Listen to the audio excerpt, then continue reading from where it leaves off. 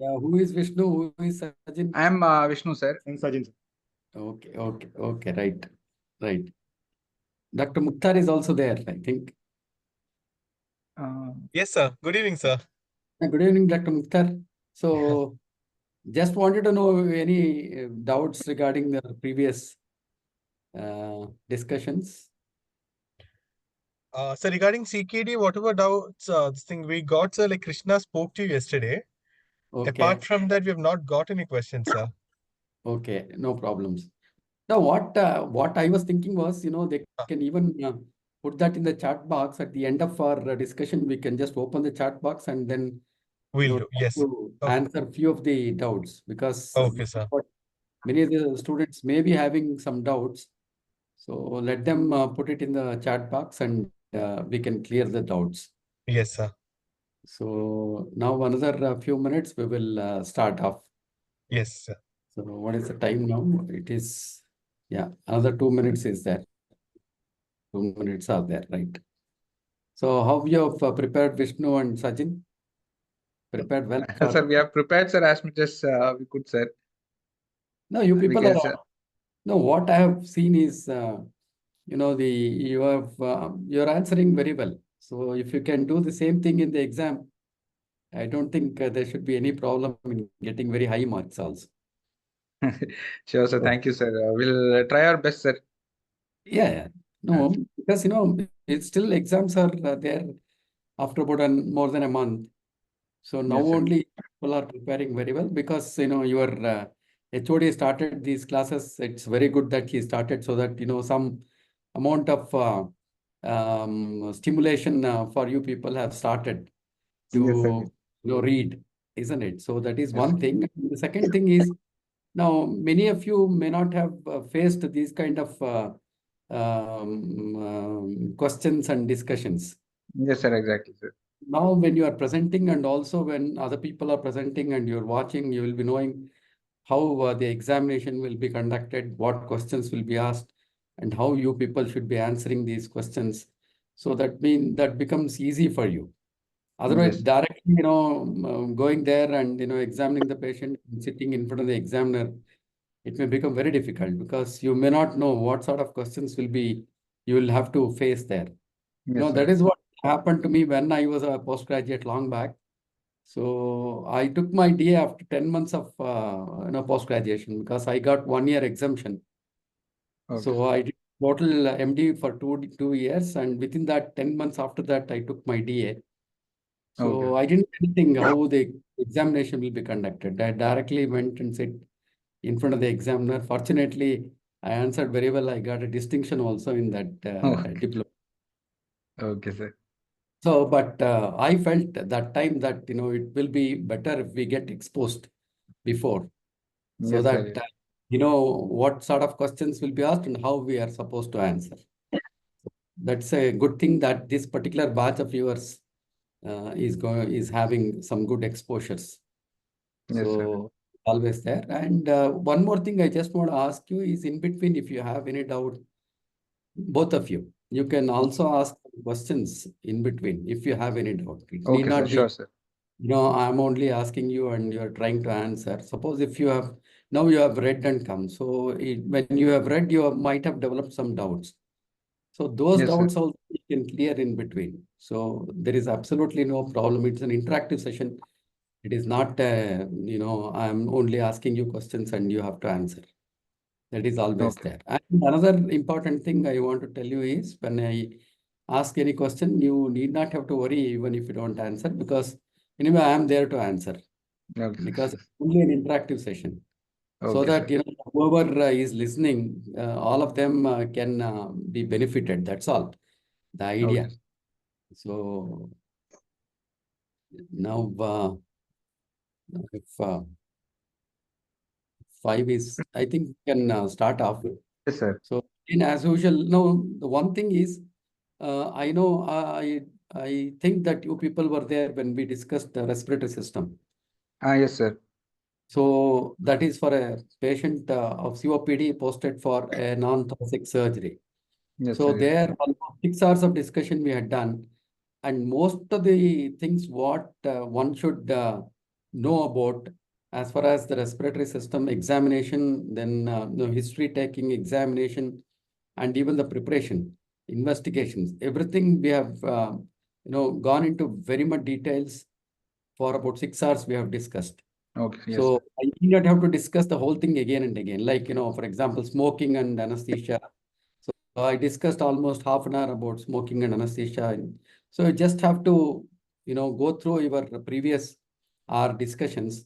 So that will be sufficient. So what I'm thinking of in your present discussion is, once you present only few of the things in the history, we'll just see if there are any discrepancies in your presentation, and few of the things in the examination, and directly we can go for investigations and anesthetic management for this particular patient. Okay, sir. Okay, so Okay, can sir. you read your first only again the history you read, and then we will just discuss few things about the history, then go to the examination. Okay, sir. Sure, sir. Yeah. This is Mr. Suresh, 45-year-old male, tailor by occupation from Kalapet, has presented with history of cough with expectoration for 1 year, history of difficulty in breathing for 6 months, occasional hemoptysis for 3 months. A patient was apparently asymptomatic 1 year back, and then he developed cough with sputum production, which was insidious in onset, gradually progressive, more in early hours of early morning hours, more on lying in left lateral position. Sputum, he gave a history of sputum, which was thick white sputum, mucopurulent consistency, moderate quantity, about 2 to 3 cups per day, that is roughly around 100 ml, non-foul smelling, and occasionally blood tinge, aggravated during morning and in lateral position.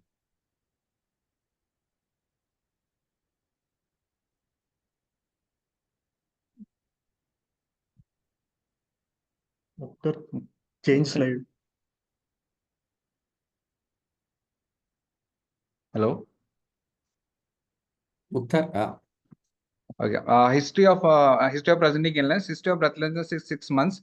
Insidious onset, gradually progressive, aggravated by cough and exertion, relieved with rest. Initially, breathlessness was present on walking uphill.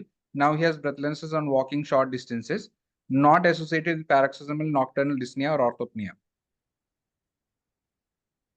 History of occasional hemoptysis, 2 episodes in the last 3 months. Last episode was 15 days back, around 550 to 100 ml of fresh blood per episode, not associated with food particles or sputum. No history of associated hematuria, bleeding tendency, or intake of anticoagulant medications. No history of chest pain, palpitation, pedal edema, or syncope. No history of significant weight loss, loss of appetite, evening rise of temperature, or night sweats. No history of facial swelling, hoarseness of voice, dysphagia, dilated veins. No history of nausea, vomiting, abdominal distension, decreased urine output. Past medical history. Patient has a history of hospitalization in the past. Breathlessness and cough with hemoptysis 2 months back, treated with antibiotics, mucolytics, chest physiotherapy, and deep breathing exercises. No history of ICU admission in the past. No history of TB, bronchial asthma, diabetes, hypertension, epilepsy, coronary artery disease, or COVID. No history of previous surgeries, blood transfusion, or allergies. Personal history. He is a known cigarette smoker for 15 years. Last binge was 2 weeks back. Smoking 20 cigarettes per day for 15 years. Pack years is 15 years and smoking days of 300. Not an alcoholic. No habits of tobacco chewing or drug abuse. Patient consumes predominantly non-vegetarian diet. Bowel and bladder habits are normal. Family history. He is married and has 2 children. No history of similar complaints in any other family members. No family history of TB or bronchial asthma. Occupational history is a tailor and not working for the past 2 months. No history of any exposure to allergens. No history of exposure to occupational hazards. Summary: 45-year-old male tailor by occupation from Kalapet, chronic smoker, came with complaints of cough with expectoration, difficulty in breathing, and hemoptysis with past history of similar complaints. Hospitalized and treated. Provisionally a case of bronchiectasis. Okay, just briefly we'll discuss about your history. Some of the things what I have observed. One thing is you finally have summarized that it may be a case of bronchiectasis, isn't it? So Okay. now how do you define bronchiectasis? Sir, bronchiectasis is abnormal and irreversible dilatation of the bronchi, usually at the segmental or subsegmental level, sir. Okay, as a result of what? The main pathology is a vicious cycle, sir. So it can be started at any point and it will continue, sir. So main etiology can be an infection, which can be either a bacterial infection, which can be Haemophilus influenza, Mycobacterium tuberculosis, Mycobacterium avium, Staphylococcus aureus, or it can be viral infection also, sir. It can viral infection. Infective origin. Okay. No. Okay, sir. Mainly, you know, because one thing you should realize, bronchiectasis can be classified as either primary or secondary. Okay, sir. Primary can be a genetic problem. So it can be a dysfunction of the mucociliary transport Yes, mechanism sir. that occurs as a familial or genetic or hereditary. Secondary is always due to secondary to infection, pneumonia. Okay, sir. So sometimes in the life of the patient, usually the patient would have had a pneumonia because of the infection. Infection can be due to any organism. Any organ. It can be tuberculosis or it can be non-tubercular, non-mycobacterium infection, or it can be viral or whatever it may be. So when you are taking history, it is very important to diagnose whether it is a primary one or secondary one. Okay, sir. And can you give some examples to the primary one? Sir, cystic fibrosis. Cystic fibrosis, Cartnager syndrome. Yeah, Cartnager Cartnager syndrome, cystic Alpha-1 fibrosis. antitrypsin deficiency can be also. Yeah, alpha-1 antitrypsin deficiency also can produce, but it produces more of emphysema than, bronchiectasis. Bronchiectasis. So here, one thing you said about cystic fibrosis, isn't it? Again, there is a dysmotility or dysfunction in the motility of the cilia. Yes, sir. So because of that, again, these patients are prone for infection because secretions will not be able to clear up. And that infection will produce bronchiectatic changes in these patients. Finally, they'll end up with very severe bronchiectasis. The second thing you talked about is cartagenous syndrome. So what is this cartagenous syndrome? Sir, it's a triad of chronic sinusitis, bronchiectasis, and sinus inversus, situs inversus. Okay, so in your history, you have brought out any history of sinusitis? We didn't take. No, sir, actually. No, just, I'm trying to tell you that you can rule out things. Even negative history will become important. Okay, sir. So you could have just said that there is no repeated attacks of sinusitis for this patient. Okay, sir. Then your next question by the examiner will be, why did you ask this sinusitis in a bronchiectasis patient? So you can always tell, I just wanted to rule out cartagenous syndrome. Okay, and it is a primary bronchiectasis, cartagenous syndrome, because there will be problem as far as the ciliary motility is concerned. Yes, sir. Plus, they also may have situs inversus. So it is not that dextrocardia; it can be even situs inversus. So all the organs will be on the side. So this is one more thing, because you can rule out then is it a primary one or secondary one. And other important thing is primary one, usually you have not discussed whether the other members in the family also have got the similar problem. So it runs in families. It is a hereditary problem. It's a genetic problem. So you could have taken that history in the family history. Okay, sir. Suppose if you have a bronchiectasis case, you also include that other members of the family do not have these kind of symptoms, so that you're trying to rule out the primary one, like cystic fibrosis or even cartagenous syndrome. So that is one thing. And the second thing is, regarding the sputum, you have written that it is very important to discuss about the sputum production. And it's a very copious sputum production, because here your patient is also a smoker. Yes, sir. So you have to rule out whether it is chronic bronchitis or bronchiectasis. He also has got a significant smoking history of more than 15 years. Yes, sir. Isn't it? So how do you rule out? Already we have discussed in the last discussion, just to know whether you have we can differentiate between chronic bronchitis and bronchiectasis in this patient. Sir, there won't be this diurnal variation, sir, and positional variation for the cough, sir. Yeah, diurnal variations will not be there, but you have written that early morning increase in Yes. it. So that again, because why I asked is this particular thing you should be careful. So Okay, sir. you should have written there that this patient has sputum production throughout the day, Okay, sir. but also may increase. Sometimes he says that it increases in the early morning. That is different. Whereas in a patient with chronic bronchitis who is a smoker, which we call it as a smoker's cough, it is not the sputum production is not so much. It is always the cough Cough, and yes. early morning cough, and Cough. afterwards the patient may be relatively free from cough and Free from cough. expectoration. So this is one important thing you should always, when the patient also has The chronic smoking. bronchitis, it can overlap. Definitely COPD can overlap on bronchiectasis, that is different. But when you are taking history, when you are presenting, it is another very important thing which you can present. And the third thing is postural variation will not be there in chronic bronchitis that you have brought out. But the thing is again, I've gone through your examination findings also. You have written at the end left-sided left lower lobe bronchiectasis, isn't it? Now, when you Yes, sir. read your examination findings, everybody will come to know about it. But when you are writing down, you have written more on lying in the left lateral position. If the patient has left-sided bronchiectasis, will it be more Right on side. the lying on the Yeah, left-sided? opposite side. Gravity. See, that shows that you have not gone very seriously with whatever the history you have taken, isn't it? It's a simple Yes, thing, sir. Correctly, sir. isn't it? So that is another very important thing. You should always give importance to everything, because why should you know that in a particular position, the patient brings out a lot of expectoration? Why is it important?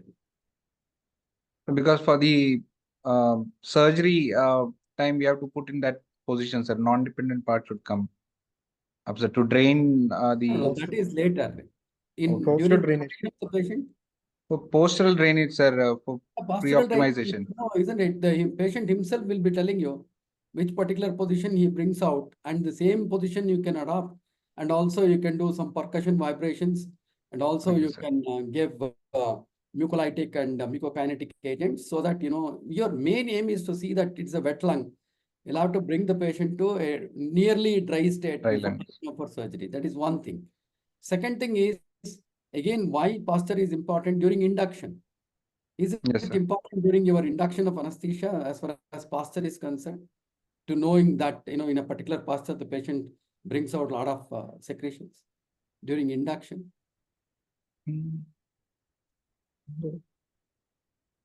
Now, what are you worried about during induction in such patients The when they spillage, sir, the village into the healthy lung? healthy lung, yes, Isn't sir. it can contaminate the healthy lung, The whatever healthy the lung. there. So what precautions you will have to take? Suppose you know that in the right lateral position, I'm correcting your this thing. Yes, sir. Right lateral position, you know that the patient will be bringing out a lot of secretions.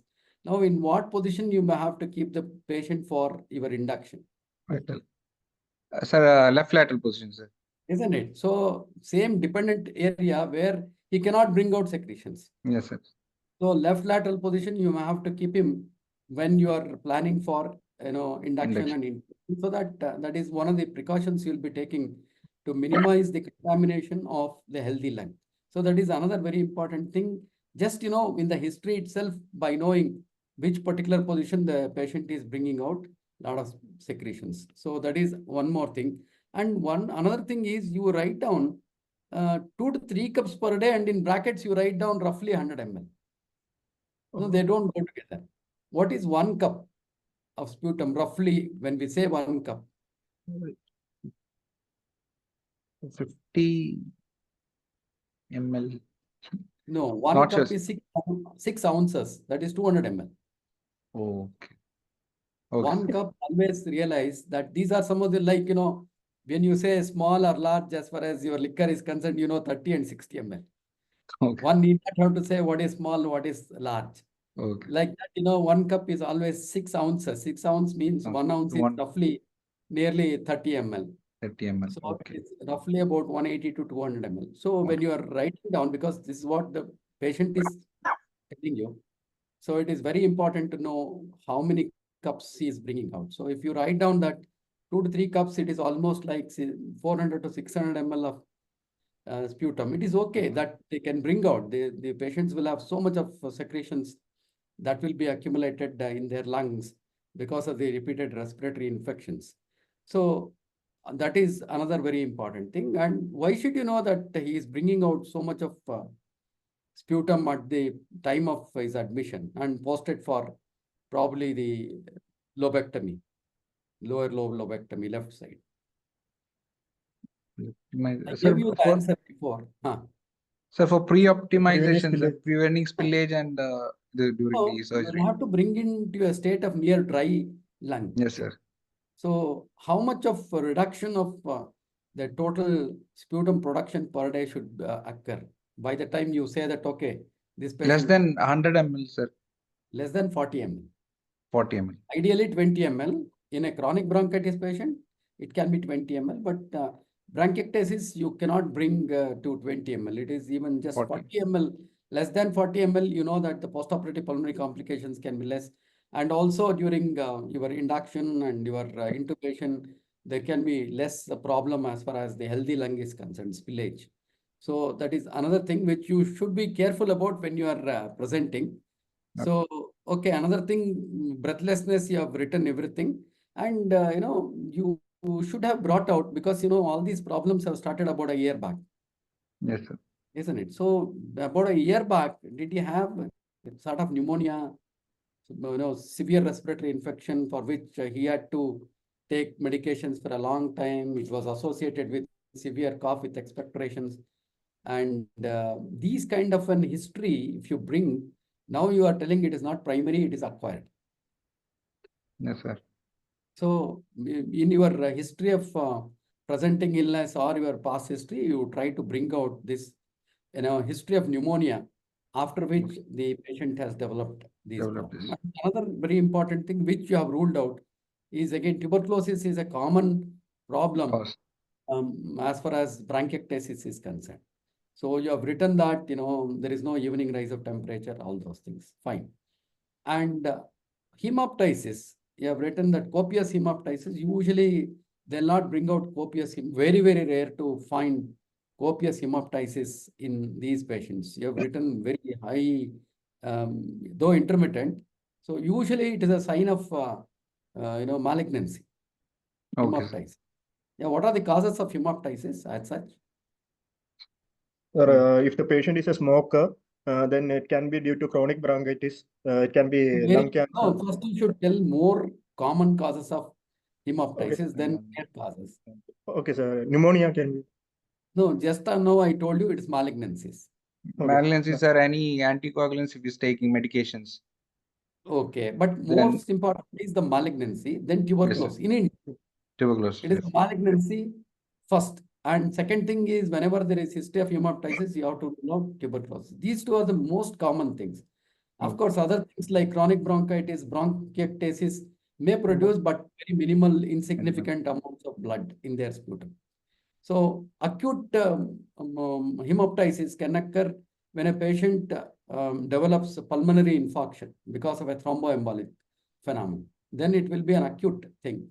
Suddenly the patient has it's got a DVT, and the thrombus comes and then blocks one of the pulmonary vessels. That is an acute pulmonary infarction. So that also produces chest pain associated with chest pain and hemoptysis. So that is how. No, you don't give too much of importance to hemoptysis in a patient with bronchiectasis, which probably you have written 2-3 times about hemoptysis and bringing out a lot of blood in the sputum. So those are some of the important things about your history. So family history should always, you have written no history of similar complaints in the family members. That is fine.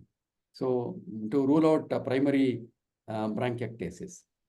Okay, so let's go into the other things. I need not have to ask any questions because so much we have already discussed in our past classes regarding the respiratory system.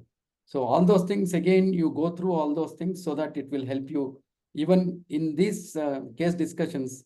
all those things what we have discussed regarding smoking and dyspnea, different classifications of dyspnea, the importance of classification of dyspnea, whether MMRC classification, all those things becomes very, very important and crucial. So let's go into the examination findings.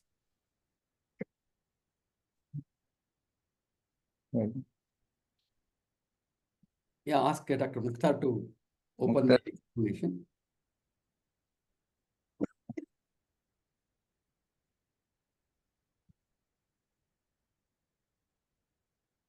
Okay, general examination. Patient is conscious, oriented to time, place, and person, not dyspneic at rest, and not using axillary muscles or respiration. Moderately built and nourished. A for dry. Weight of 60 kgs and height of 170 centimeters. BMI 20.7 kgs per meter square. Grade 3 clubbing present. No pallor, icterus, cyanosis, lymphadenopathy, or pedal edema. JVP not elevated. Pulse rate 90 per minute, regular in rhythm, good volume and character, no radioradial or radiofemoral delay, all peripheral pulses felt.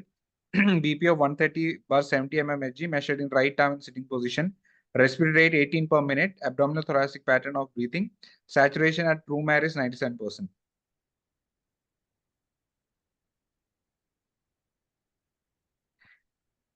Airway examination, inter-incisional distance 5 cm, thyromental more than 6.5 cm. Malambati grading class 1, upper lip bite 1, no dentures or no loose tooth, neck movements normal, temporomandibular joint normal, trachea midline. Spine examination, able to feel spine, no deformity, skin over the spine normal. Examination of respiratory system, inspection, upper respiratory tract, nose, nostrils are normal, no DNS or polyps, ala nasal normal, no sinus tenderness, posterior pharyngeal wall normal, palate normal, oral hygiene is good, and no dental caries.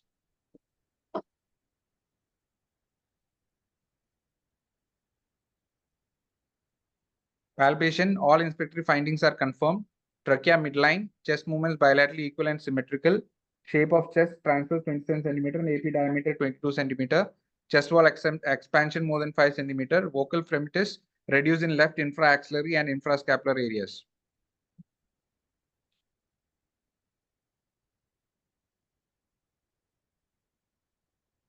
Percussion, dull note on the left infraaxillary and infrascapular regions. Resonant note felt in all other areas.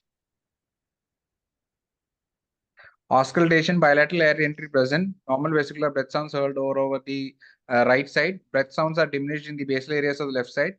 Coarse crepitations present bilaterally at the basal regions. Vocal resonance increase in the left infraaxillary and infrascapular regions.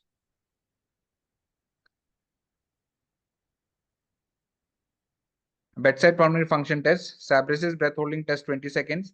Single breath count 25 seconds. 25. Force expiratory time 8 seconds and cough test positive. Cardiovascular system examination, precordium normal, apical impulse felt at fifth intercostal space, half-inch medial to the midclavicular line. On auscultation, S1, S2 heard, no murmurs heard.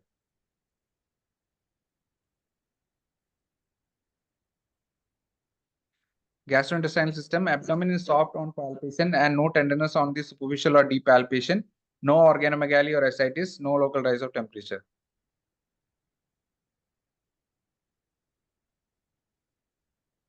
Central nervous system, higher mental functions normal, cerebellar functions normal, cranial nerves intact, spine and cranium normal, all necessary and motor examination normal, no signs of UMN or LMN lesions, reflexes normal.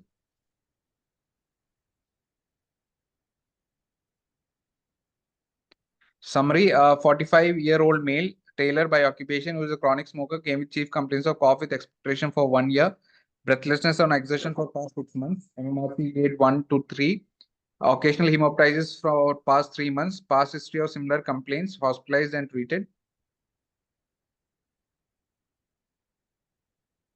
On examination, grade 3 clubbing, dull note on percussion of the left infraaxillary and infrascapular region, expiratory coarse crepitations in the left infraaxillary and infrascapular region.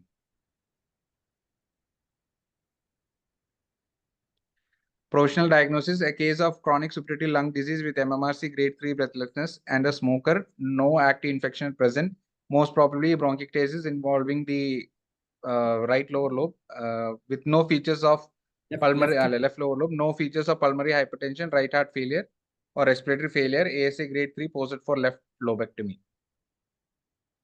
Okay, fine. Let's just few comments on your general examination. Okay, one thing you have written is right about the height of 170 centimeters. Why height is important in a patient who is being posted for a thoracic surgery? Sir, for selection of DLT, height is. Very good. So for selection of DLT, that is the reason why height you have to look for. The second thing is you have written about the clubbing. Yes, so sir. How do you grade clubbing? Sir, clubbing grading is from 1 to 5, sir. One is Okay. increased fluctuation of the nail. Second is obliteration of the angle between nail and the nail bed. Third one is parrot-beak appearance. Fourth is drumstick appearance. And fifth is associated with the hypertrophic osteoarthritis. Yeah, it is actually not 5. It is the severe form of the grade 4. Grade 4. Oh. Okay. So, and clubbing is most often present as far as the respiratory system is concerned is in Bronchogenic carcinoma. bronchiectasis. Bronchiectasis. Any suppurative lung disorders. It can be lung abscess, or it can also be in pyothorax. And next is, your malignancies. Okay. And other like tuberculosis, chronic bronchitis usually are not associated with clubbing. So that is any cardiac causes of clubbing? Yes, cyanotic heart diseases, sir. And infective endocarditis. And infective endocarditis, fine. Any, gastrointestinal causes? IBDs, Crohn's disease. Crohn's disease, sir. Crohn's disease, biliary cirrhosis. GML. Yeah, biliary cirrhosis also can produce. Yes. And the other thing also, it can be familial. So Familial. why I ask is, so many times they'll, once you tell about clubbing, they may ask you about, so grading of clubbing and different causes of clubbing. So the other important thing in your thing is you have examined airway is absolutely fine. That is another very important thing. Why airway examination is so important in a patient with patient posted for lung resection surgeries. Sorry, if it is a difficult airway, the insertion of DLT will be very difficult. So instead of DLT, we should be opting for a bronchial blocker. Yeah, so you have to go for other maneuvers, isn't it? Other methods. So that is why, airway examination is very important. Fortunately, in your patient, airway appears to be fine. Okay, then again, spine examination you have done, that is very important. Why spine examination is required in a patient? For epidural, sir, for analgesic purpose, sir. Yeah, if you are planning for an epidural, spine examination is also very important. And the other important thing here is one problem, one controversial statement you have made as far as examination of the respiratory system is concerned.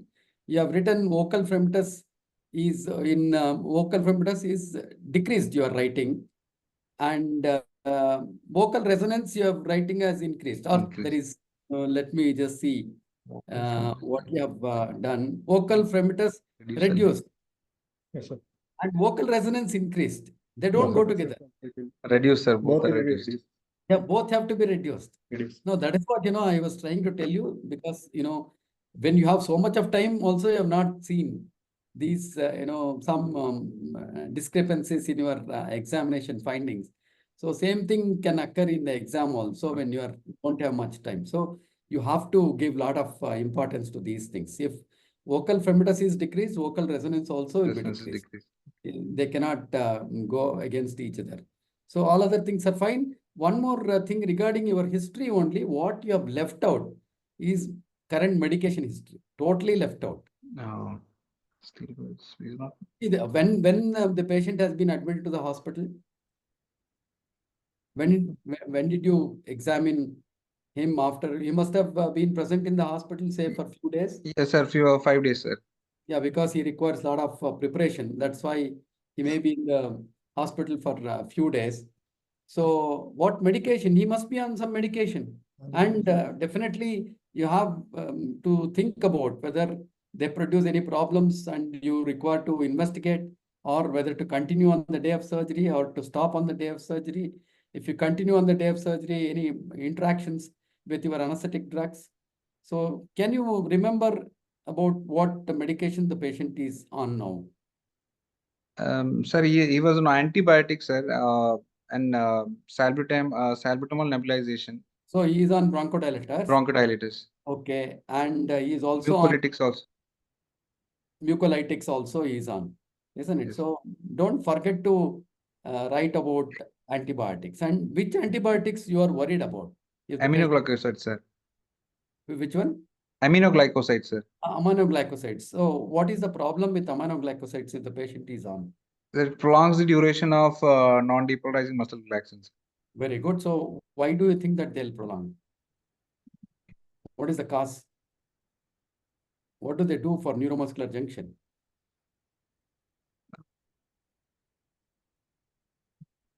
So you see, for acetylcholine to be released from the presynaptic nerve ending at the neuromuscular junction, calcium has to enter. Calcium blockade. It has to enter through the fast calcium channels.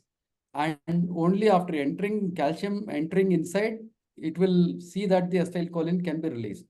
Now, these aminoglycosides will block the fast calcium channel at the neuromuscular junction. So they'll prevent enough of acetylcholine to be released. And especially your non-depolarizing muscle relaxants, they are competitive antagonists. Yes. So if the amount of acetylcholine released is on the lesser side, so they'll have an upper hand. So that is how there can be prolongation of the duration of action of non-depolarizing muscle relax. So that becomes important because many times the culture and sensitivity of the sputum is done, and then only a proper antibiotic will be used for these particular patients. And you never know, it may be a vancomycin, or it can be even any of these aminoglycosides like gentamicin. Any of these things can be, the patient can be on. So it is very important for you to have a knowledge about these things.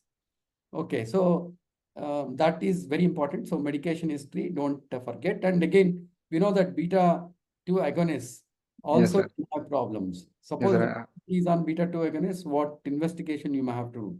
Sir, serum potassium, sir. Yeah, potassium. Electrolytes.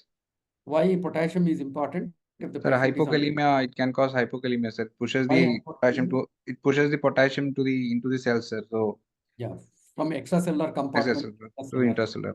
So that is another thing. And again, drug interaction with beta-2 agonists of our anesthetic drugs. What is the drug interaction it can produce? Dysarrhythmias, sir. Dysrhythmias it can produce, and especially with other beta adrenergic agents or sympathomimetic agents, like for example ketamine if you are using by chance, or if you are using local anesthetics containing adrenaline. So all these can produce, or if you are using halothane, of course halothane is hardly used nowadays, but these things can produce interaction between whatever the patient is on certain drugs. Okay, now we know that this patient is now posted for lobectomy on the left lower lobe. That is what he is being posted, isn't it now? Yes, sir. Yeah, okay. Yes. Now, if he is being posted for this, how do you investigate? How do you prepare? And we'll see how your anesthetic management. Okay, sir.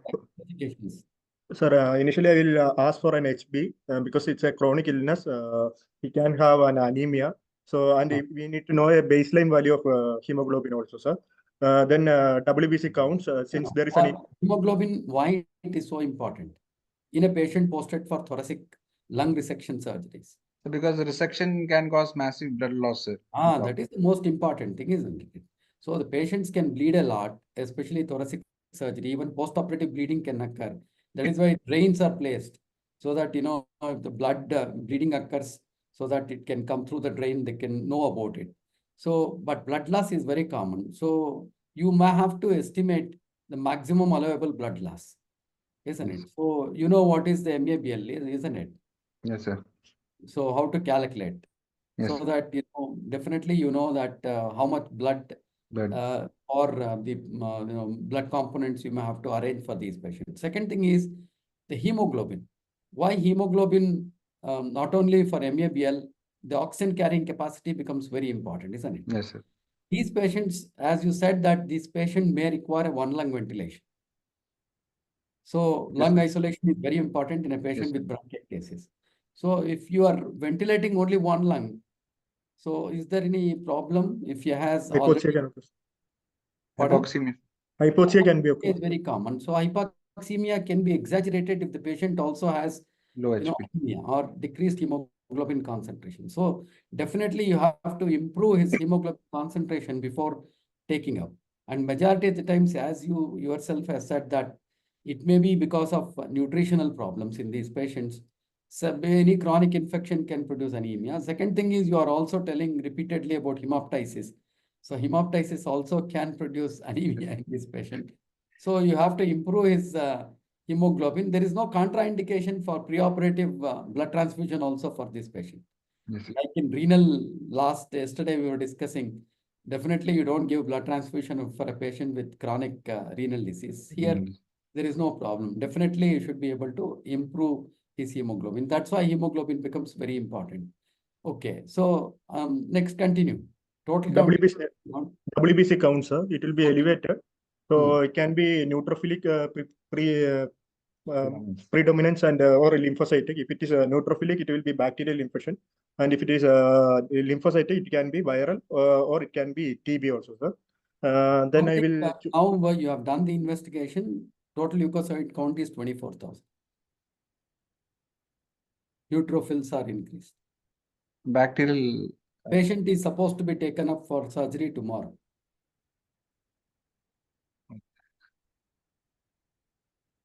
Now, will you accept or you don't accept? That is what I'm trying to tell. Sir, if he's in fever or like symptomatic, sir, then since it's an FT case, we can optimize the patient and take, sir. 24,000 is definitely not normal one. Yes, That is why I gave you this, this thing of leukocyte count of 24,000. Suppose if it is just borderline elevated, like 13,000, 14,000, definitely you could have accepted. For 24,000, one of the problems post-operatively is sepsis in these patients. So unless it is a life-threatening or limb-threatening emergency, you don't accept a patient with a leukocyte count of 24,000 in a bronchiectasis patient. So you have to postpone. You have to know what is the cause. Maybe your antibiotics are not effective. You'll have to get one more sputum culture and sensitivity, and then you have to put him on a proper antibiotic therapy. And then after it comes down to less than, say, 12,000, then only you accept the patient. So that is why leukocyte count becomes very important. Okay, continue. Since he is on beta agonist, sir, then RFT count, these patients might require one lung ventilation and thoracotomy might be needed. So if it is needed, there is a high chance of post-op renal complications, sir. So we need to rule out any pre-existing renal diseases. Yeah. So Acute renal injury. Acute renal injury can be a possibility if the patient continues to have intraoperative hypotension, isn't it? So that is one thing. Yes, agreed. Right. Then LFT, since it's a major surgery, sir. Then fibrinogen, since it correlates with the severity of the bronchiectasis. So if there is no cutoff value, but if the fibrinogen value is very high, then the lung function is very bad. Then fibrinogen is high, chances of DVT and thromboembolic problems also can be very high. So you have to control, or you may have to even put the patients on low molecular weight heparin, and also compression bandages for the lower limbs, and those things also you will have to keep it in mind. Okay, agreed. Then chest profile. Sir, ECG, chest X-ray. So CT. ECG, what do you want to look for in the ECG in these patients? Sir, this patient might have pulmonary hypertension. So if there is a... You see, that is one thing. Now I wanted to tell you that in your examination, you should always tell whether P2 is palpable or P2 is loud. Even if it is not there, you should, because in cardiovascular system, that is the most important thing in patients with respiratory disease. So invariably, if they have got chronic hypoxia or chronic hypercardia, they would develop pulmonary hypertension and P2 will be palpable. Even parasternal heave can be present. P2 will be loud. So those things always include in your examination, which you have not included. So I just forgot to tell you when you just completed your examination, that becomes important. Okay. So ECG, if the patient has pulmonary hypertension, how do you know? Toll P waves will be there present in a lead All 2, P sir. waves. It will be more than 3 millimeter. It's called pulmonary. Then there will be criteria of RVH, right bundle branch block, right axis deviation. Then right ventricular block need not be there, but right ventricular hypertrophy, RS ratio in V1. more than 1. Okay, okay. Okay, Uh, right. Then poor RV progression. Then can be signs of RV strain can be there, sir. That will be ST segment depression and T-way inversion in V1, V2, and V3. Okay, okay. What side of the strain it is, systolic or diastolic strain? Systolic strain. Pardon? Systolic. Systolic strain. So you should be clear when you are talking about systolic strain only, because it is not because of the increased amount of blood volume. It is because of the increase in the afterload for the ventricle. Okay, okay. Right. Other investigation. Then chest X-ray, sir. Chest X-ray.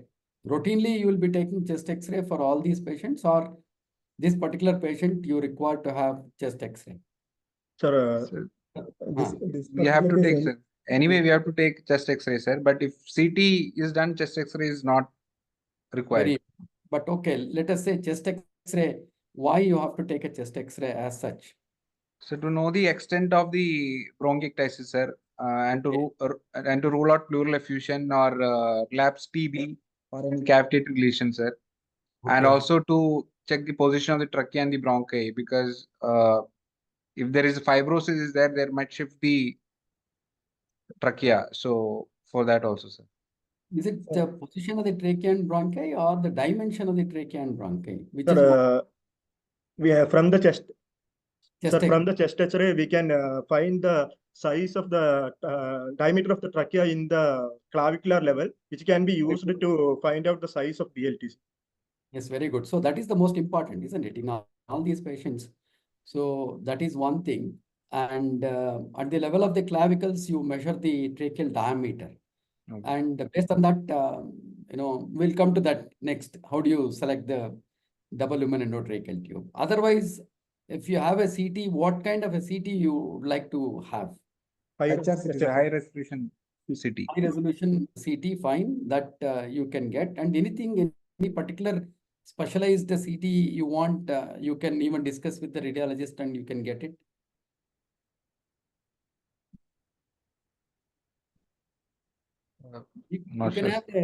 They can give you a 3D tracheobronchial CT image can be given. Okay. That is nowadays it is routinely they give. So with that, you know exactly how is the tracheobronchial tree, and especially suppose you're planning for a right-sided double lumen endotracheal tube or a left-sided double lumen endotracheal tube, what is the size of the bronchus, and whether you will be able to go for a particular type of double lumen endotracheal tube, or should you have to use a bronchial blocker. So there are many things you can make out if you have a 3D reconstructed, tracheobronchial tree image. Isn't it? You can always ask for a CT image of 3D image. That is another special image you can always ask. Okay, right. Then pulmonary function test. A pulmonary function test. You have done some bedside lung function tests. They are very, very important. So with your bedside lung function test, what do you think this patient has? Probably what can be his FEV1, his FVC? That is most important for us, isn't it? Yes. So you have done, you say that his cough test is positive. I don't know what you mean by cough test is positive. Sir, cough test are mostly positive in chronic bronchitis. So if whether ability to cough, ability and effectiveness of the, that is the Green and Birovitz cough test. First thing you always look for whether the patient is able to cough well. So if he is able to cough well, what is the approximate FEV1, FVC, or peak expiratory flow rate you can know about? There's some problem with your net. Not able to hear anything. Your image is not moving. Hello, Vishnu. Mukhtar, there is some problem with their net, I think.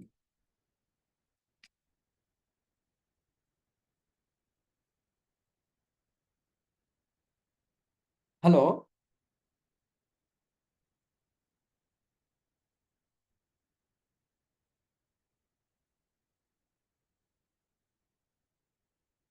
So slight, hold up here.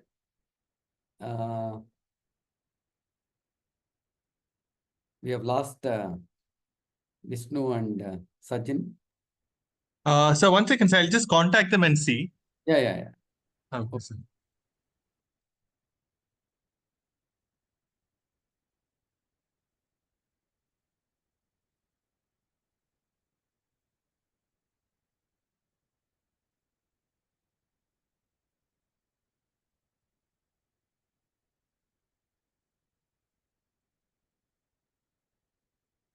Okay, we are back. So what was the question I asked?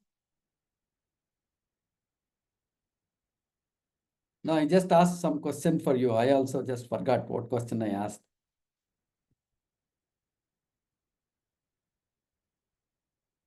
Oh, your voice not Sajin has to unmute. unmute, please.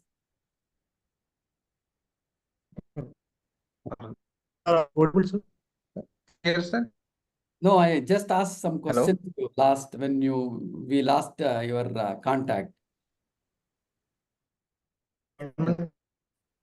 Sir, bedside pulmonary function test. Correct. About cough test. Somebody has sent in this thing also. I just forgot about it. Yeah, Green and Birovitz cough test. So if the patient has got good ability to cough, so what can be the FEV1, FVC, and peak expiratory flow rate? So again, I think your net is Sir, problem with your net. Sir, issue with the internet, sir. Pardon?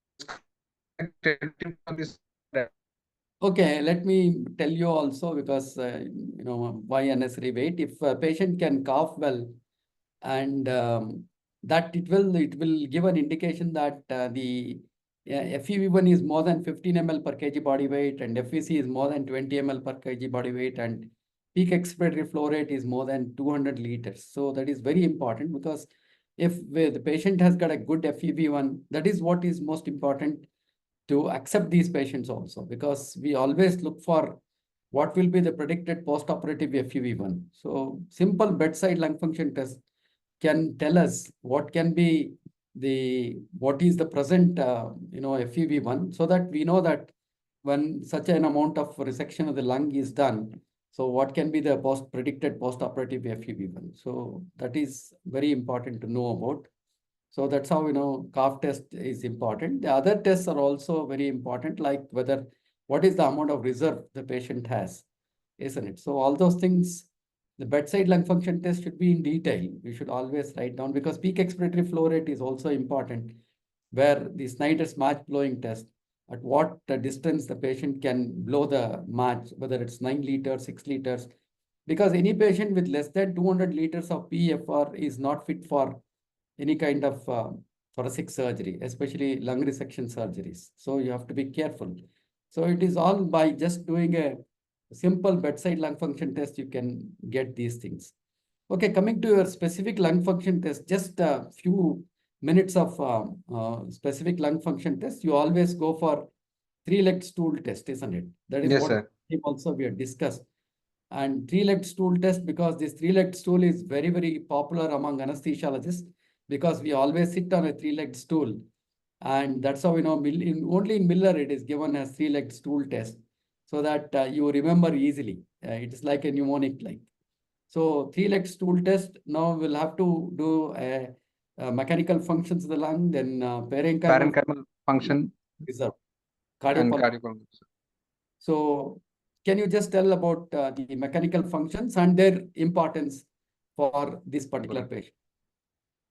Sir, we are going to calculate for respiratory mechanism, we are going to calculate the predicted post-op PEF1, sir. Now, first you are going to do a dynamic lung function test, isn't it? Yes, You are sir. going to do this dynamic lung function test like maximum voluntary ventilation, then FEV1, FEC, Yes, peak sir. expiratory flow rate, maximum mid expiratory flow rate. These are the tests that usually you done using spirometry. Spirometry is definitely indicated in these patients. Yes, sir. For surgery. Okay, now we are talking about the predicted post-operative FEV1, which is very. FEV1. Now, how do you get this predicted post-operative FEV1? Based on the pre-operative post-bronchodilator FEV1. Sir, pre-operative FEV1 plus 1 minus number of Plus or multiplied? multiplied, sir. Multiplied by 1 minus the number of segments removed divided by 42, sir. These segments or subsegments? 42 is subsegment, sir. If it is segment, it is Isn't it? That is yes, very important. Again, you will be asked about these. How many segments are there in right lung and left lung? How many subsegments are there in right lung and left lung? Sir, segments are 10 each, sir. In some books, it say left side 9 segments. Just wait. Right side, there are 12 segments. Left side, there are 10 segments. Segments. So, sorry. Right side, there are 10. Correct, you are correct. Left side, there is 9. 9. Medial basal is absent on the left side. Left side. Medial basal segment is absent. So 10 and 9, usually Yes. the segments, they are also called as bronchopulmonary segments. Okay, now subsegments, how many on the right side? Sir, in right side, total 22 subsegments are there, and left side 20 are there, sir. Okay. In 22, upper lobe 6, middle lobe 4, and lower lobe 12, sir. Other Right. one 10, sir. Okay, so it is very important for us to know how many subsegments, because then you know that so many subsegments are removed. So what can be the predicted postoperative FEV1? So even for postoperative DLCO, predicted postoperative DLCO also, you have to know about the number of subsegments that are removed. So that is why the brief anatomy of the lung and the subsegments becomes very, very important. Okay. So that is one of the tests you will be doing. So FEV1 to predict postoperative predicted FEV1. Okay. Now, other than the mechanical functions, you also go for parenchymal lung function. So what the parenchymal lung function tests are very important. Sir, again, from spirometry, we will get DLCO, sir, which can be used for... Spirometry, you don't get DLCO. No, sir, sorry. DLCO, sorry, sir, sorry. Diffusion capacity for carbon monoxide we will do, sir. And from that, we will get a DLCO. And from ABG, we can get PaCO2 and PO2. Yeah. Now you have to tell me why these blood gases are important and why diffusion tests are important. Blood gases. Carbon monoxide has a high affinity towards the HB, sir. So we are Pre-operative PaO2 and PaCO2. PaO2. And because you are doing an ABG, isn't it? You just said, sir. I'll be doing an ABG. So you get PaO2, PaCO2 and bicarbonate. These are, and pH. Definitely you'll be getting with an ABG. So why you want to have a preoperative ABG for this patient? Because any PaCO2 more than 45 has poor, poor post-operative mortality and morbidity, sir. And PO2 less than 60, again will have complications or most complications. Because when the patient is breathing room air and his PO2 is less already, and definitely cannot tolerate one lung ventilation. Yes, sir. So that is why the preoperative PaO2 and PaCO2 becomes very important. Whether he is hypoxic, whether he is hypercarbic, so that becomes very important. Many times when the patient is breathing room air and his PaO2 is very less, then it becomes very difficult for him to survive after intraoperative and postoperative periods. The second thing is, suppose I give him 100% oxygen and then get an ABG. And what is the minimal PaO2 you expect, so that you know that this patient doesn't have any problem intraoperatively as far as one lung ventilation is concerned? 90. No. Preoperatively, you are doing one ABG with patient breathing room air. Okay. Okay. Another ABG you give for at least about 10 minutes, minimum 5 minutes of 100% oxygen. Now you draw the blood and Yes, send sir. it for ABG. Now you get some certain amount of PaO2. So in a normal person with a normal lung, what is the amount of PaO2 you expect when the patient is breathing 100% oxygen? 95. That is room air, man. When he is breathing 0.21 FiO2, it is 95 to 100. Yes, sir. Asking you 100% oxygen you are giving. What will be the PaO2? He is not breathing nitrogen. He is breathing only 100% oxygen. Now, this is very important because you are pre-oxygenating every patient. Then Yes, you know what, how much PaO2 you are increasing. You actually increase the PaO2 to 600 millimeters of mercury. 6. Okay, sir. Once you give an FiO2 of 1, the PaO2 will increase to 600 millimeters of mercury. But in a patient who has got respiratory disease, the increase in PaO2 may not be up to 600 millimeters of mercury. So now what is the expected PaO2 in these patients with respiratory disease? You can think, okay, there won't be much problem. Otherwise, you may think, oh, I'll have a lot of problem. Intraoperative desaturation can occur and can be very high incidence of this desaturation can occur. Now, how do you decide that? More than 60 in room.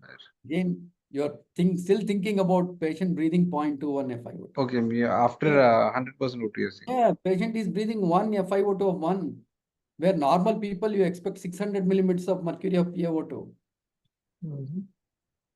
No, if you don't know, you say no problem. No, not sure, sir. Yeah, because at least unless the patient has got more than 400 millimeters of mercury of PaO2, Okay. then you know that the patient will not have much problem. That is because now when you go for one lung ventilation, isolate the lung, one lung you are not ventilating, usually there will be a lot of shunt, isn't it? Intrapulmonary. Yes. One thing you should realize, every 2% shunt will decrease the PaO2 by 50 millimeters of mercury. Okay. Every 2% decrease in or increase in shunt will decrease the PaO2 by 50 millimeters of mercury. What is the intraoperative minimal PaO2 we require is 60 millimeters of mercury. Minimal. Okay. That will maintain a saturation of 90%. Let us say that the patient has 600 millimeters of mercury of PaO2 normal.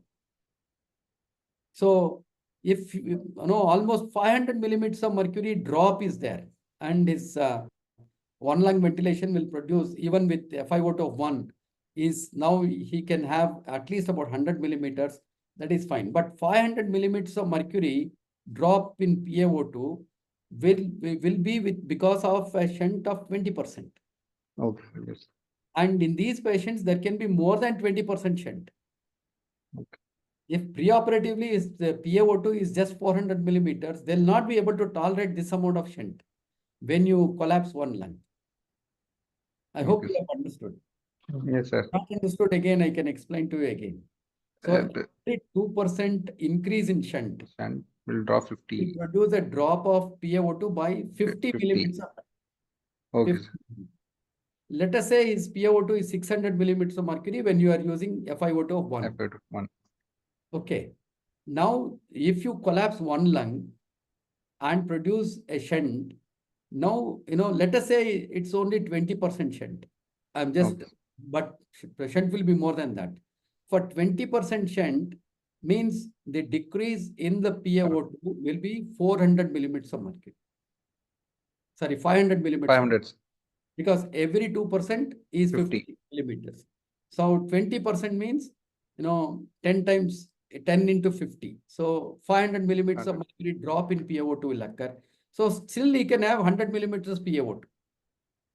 Yes, sir. So 100 millimeters of PaO2 is fine, absolutely fine for us. No desaturation will occur with one lung ventilation.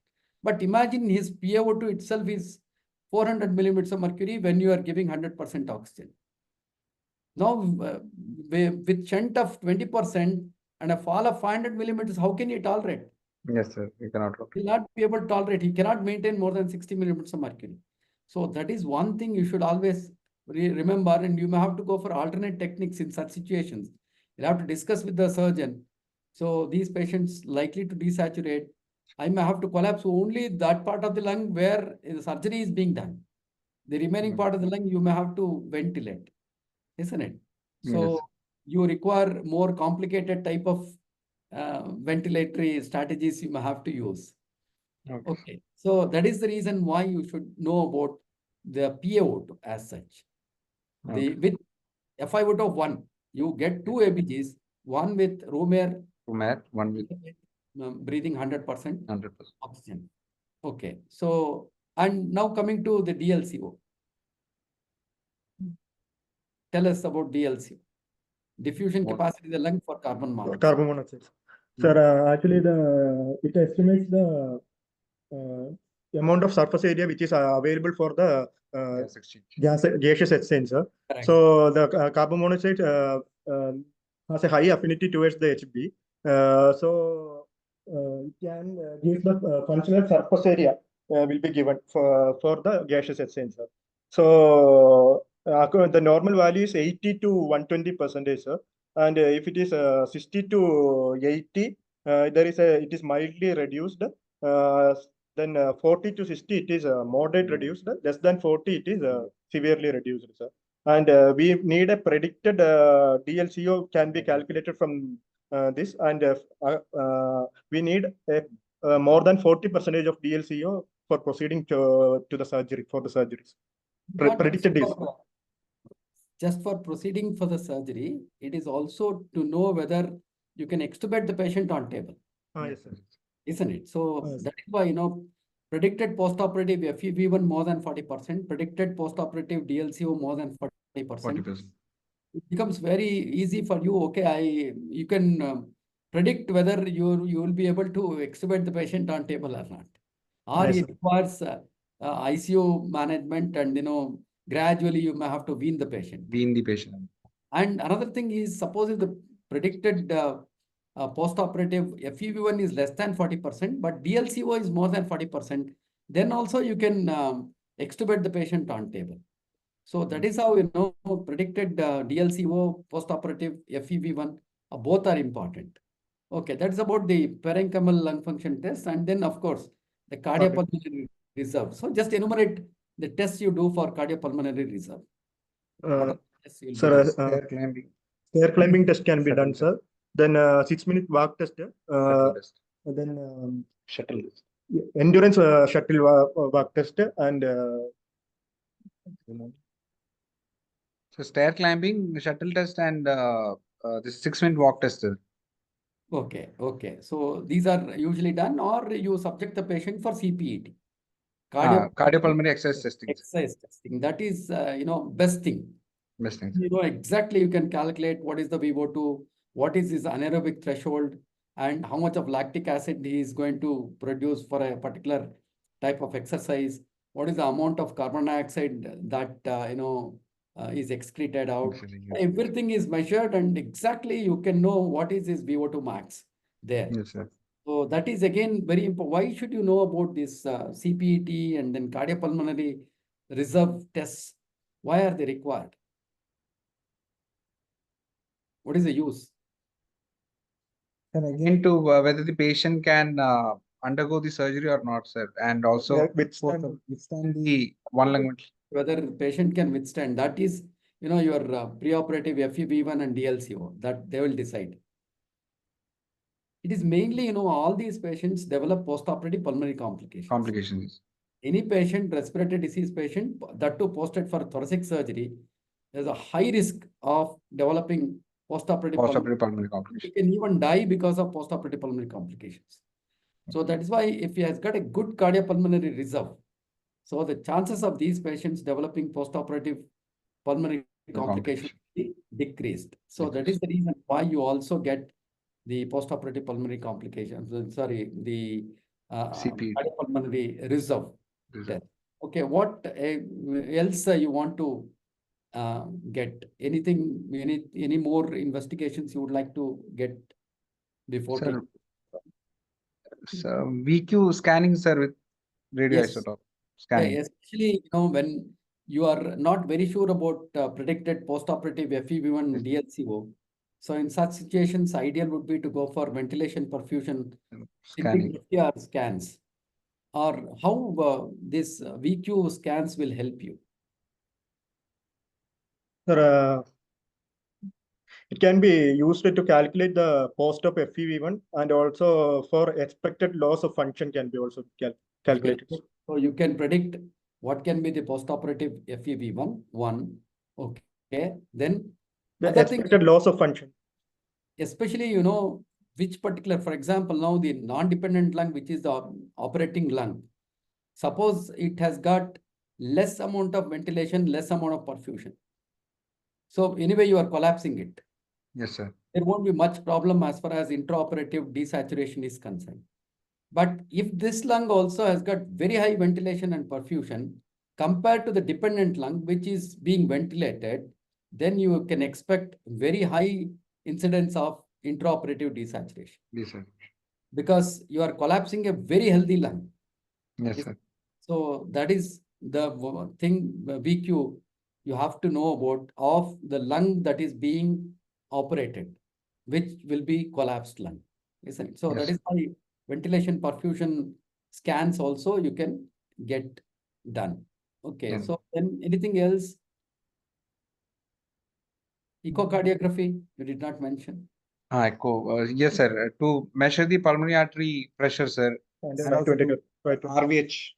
Yes, very important about echocardiography also. Resting echo is sufficient because in these patients, if mean pulmonary arterial pressure is more than 45 millimeters of mercury, and if right ventricular systolic pressure is more than 55 millimeters of mercury, and pulmonary artery systolic pressure is more than 65 millimeters of mercury, these patients you cannot take up for surgery because there are high risk of mortality in the postoperative period.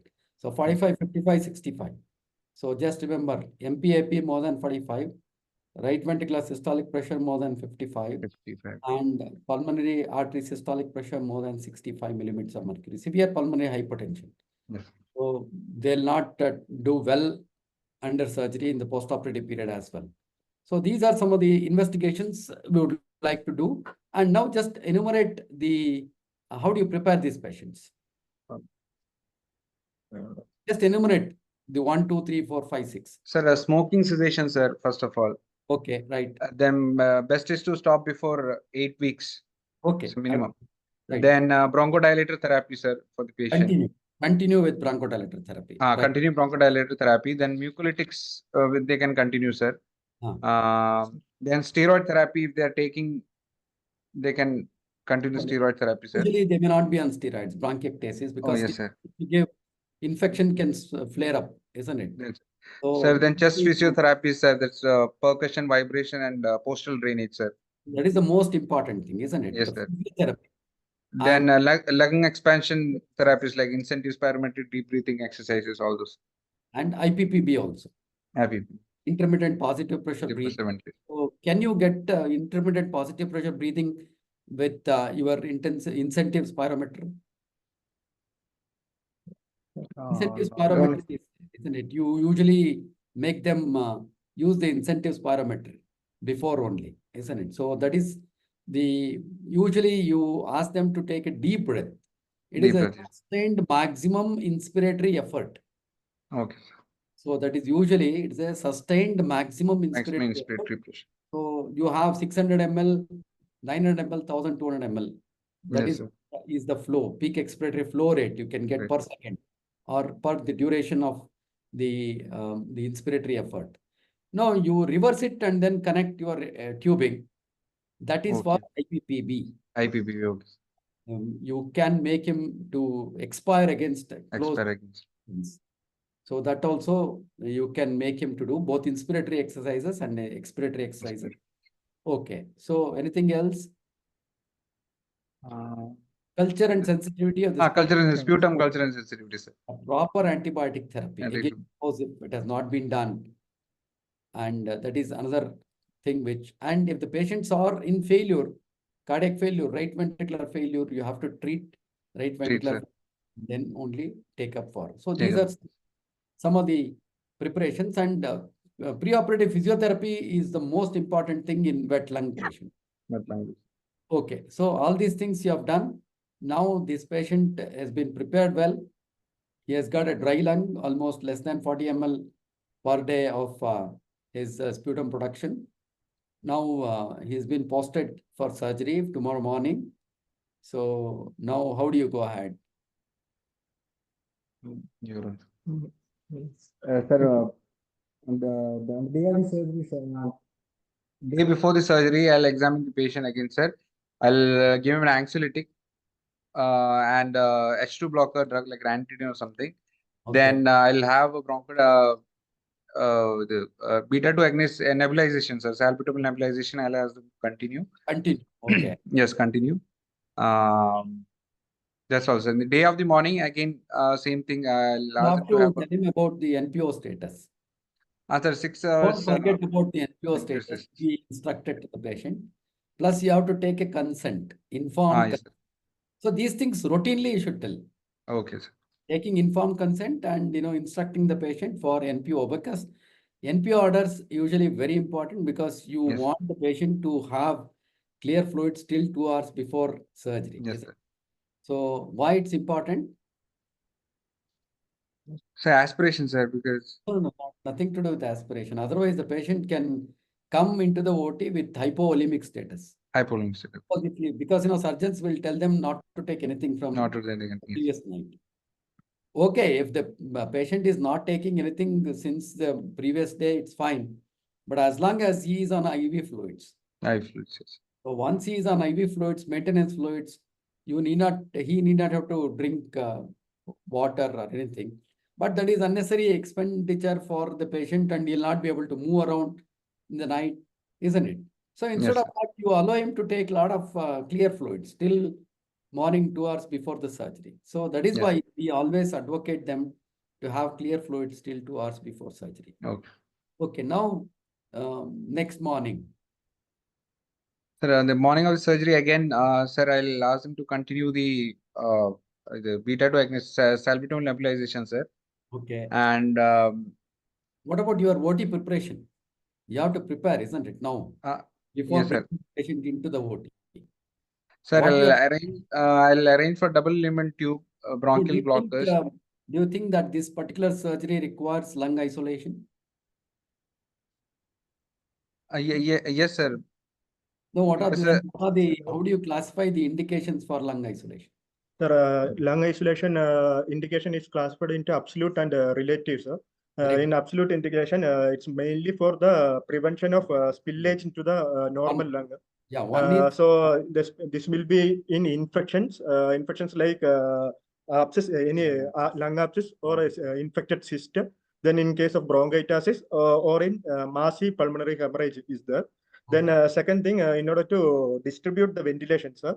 So it will be in bronchopleural fistula, bronchopleural cutaneous fistula. Just wait. Second thing is control of distribution of ventilation. Control of distribution. It's not just distribution of ventilation. You have to have a control. Control on distribution. In the operating lung, you don't want any ventilation.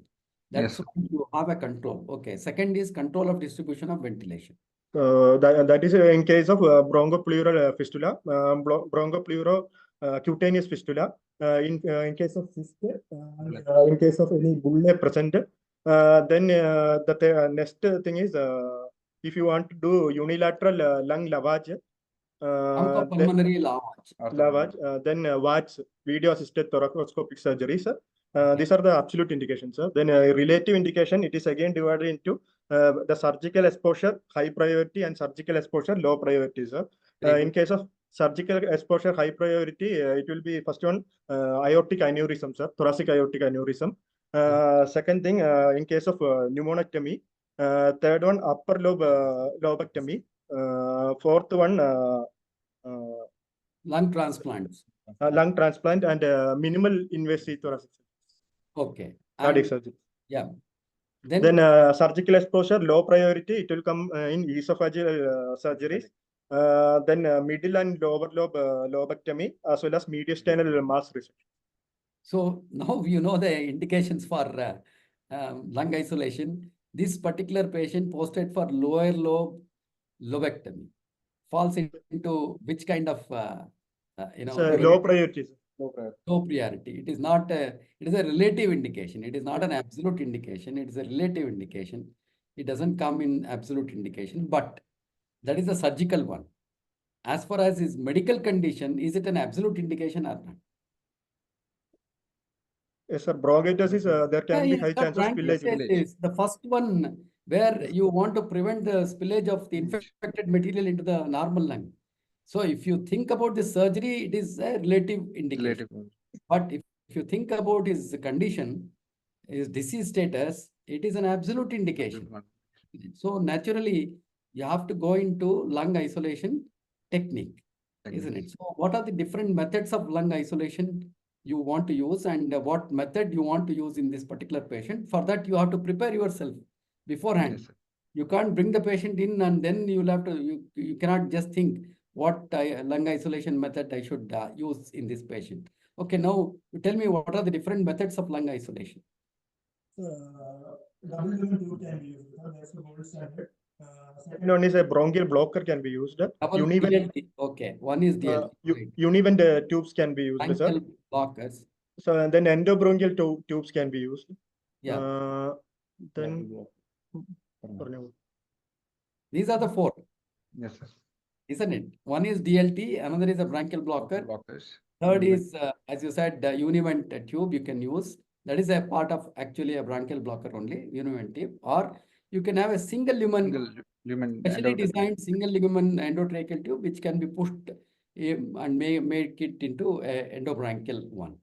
Okay, so now when do you go for bronchial blockers or single lumen endotracheal tube or univent tube? So when the patient is already intubated, sir, patient, and when you need a selective lobe to be resected out, sir, that Very time. good. Okay, then No, when the size of the small pediatric patients, sir, when the size of the smallest size of the DLT is bigger for them, at that time. pediatric age group. One more thing, when you are examining the airway, Difficult airway cases.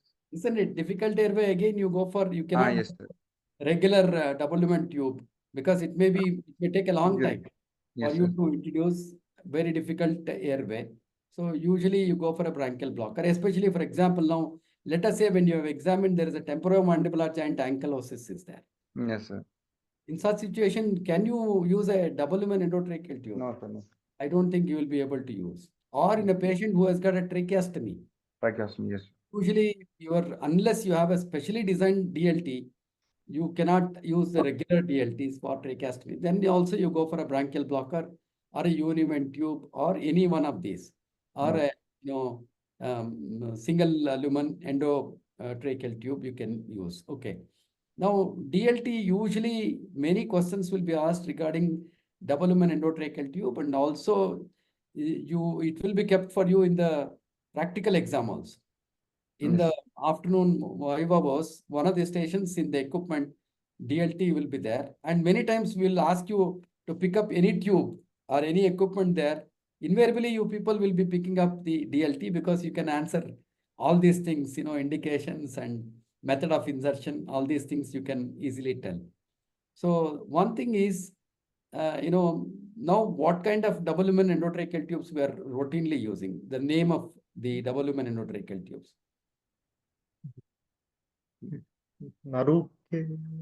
Usually Robert Shaw, of course. Robert Shaw. Robert Shaw is still, initially it was Carlon's. Okay, sir. Isn't it? With had a carinal hook. So then Price Smiths, then Robert Shaw. Now some modification of the Robert Shaw tubes we are using. Okay. So now they come in different sizes. So can you just mention about the different sizes of the double lumen endotracheal tubes? Sir, 26 French, 28 French, 32, 35, 37, 39, 41, sir. So majority of the times it is 35, 37, 39, and 40. 41. For smaller individuals, you can have 26, 28, 32 for children and small individuals.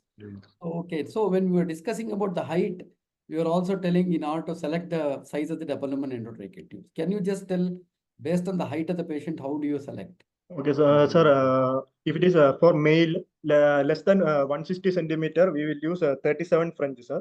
162 No, you said for male. Male Oh. 170 centimeters. less than 160. Male, it is 170 above. 170, sir. More than 170 and less than 170, sir. 39 and 41. Yeah, correct. So, no, I think Vishnu or Sajin. Sajin, confused. Just, confused. So it is for males, you just look for the patient is 170 and above or 170 and below, less than 170. So above 170, you can go for 41. 41. Below 170 for males, it is 39. because one thing you should realize, your width of the bronchi, trachea, everything depends on the height of the patient. Height of the patient. Including the tidal volume and all the other volumes of the lung depends on the height of the patient, not on the weight of the patient. Yes, That sir. is why height becomes very important even for selecting the double DLT also. So more than 170, so 41. Less than 170, males 39. 39. So for females, More than 160, it is 37. yes, And less than 160, it is 35. 35. So why it is very important to select a particular size of the double lumen endotracheal tube. For example, now I'll give you a clue. Okay, patient is 170 centimeters. You would like to go for 41 in this patient, isn't it? I can also use 35. What is the problem? Easily, I can push it into his bronchus. Leak.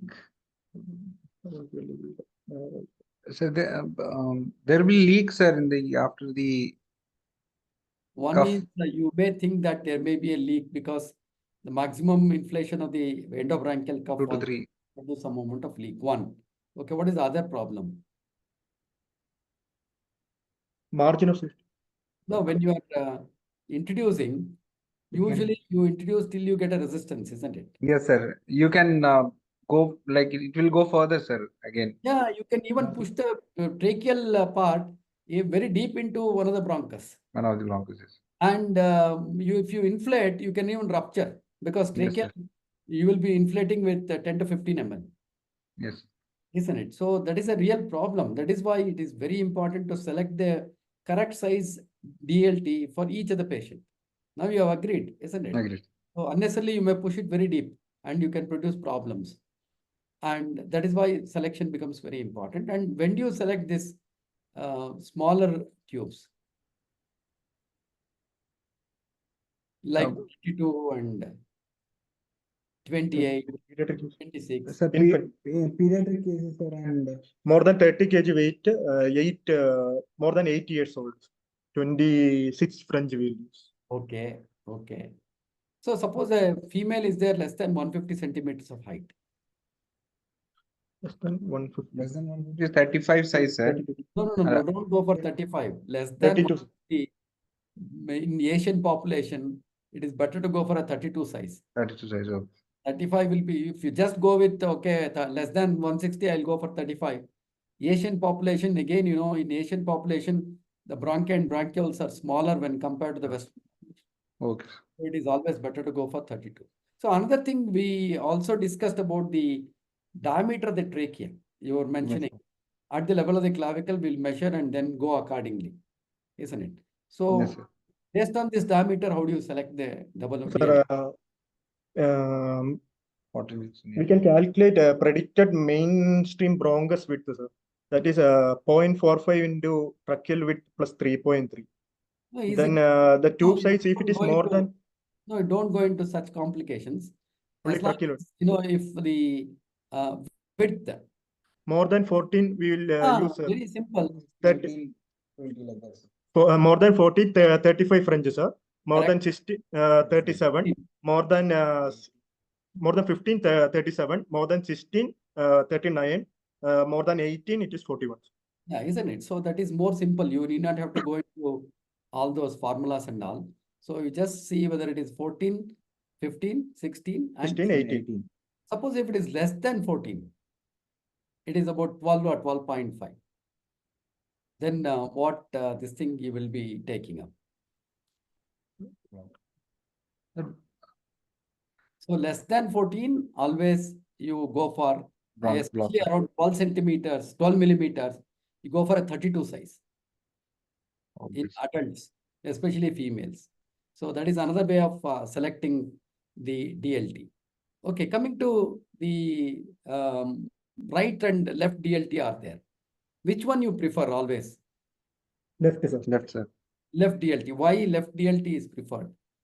Sir, right can block the right upper lobe, sir, because the right bronchus is more steeper, sir, and there's a high chance to.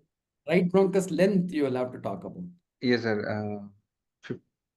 50 for 50. 35.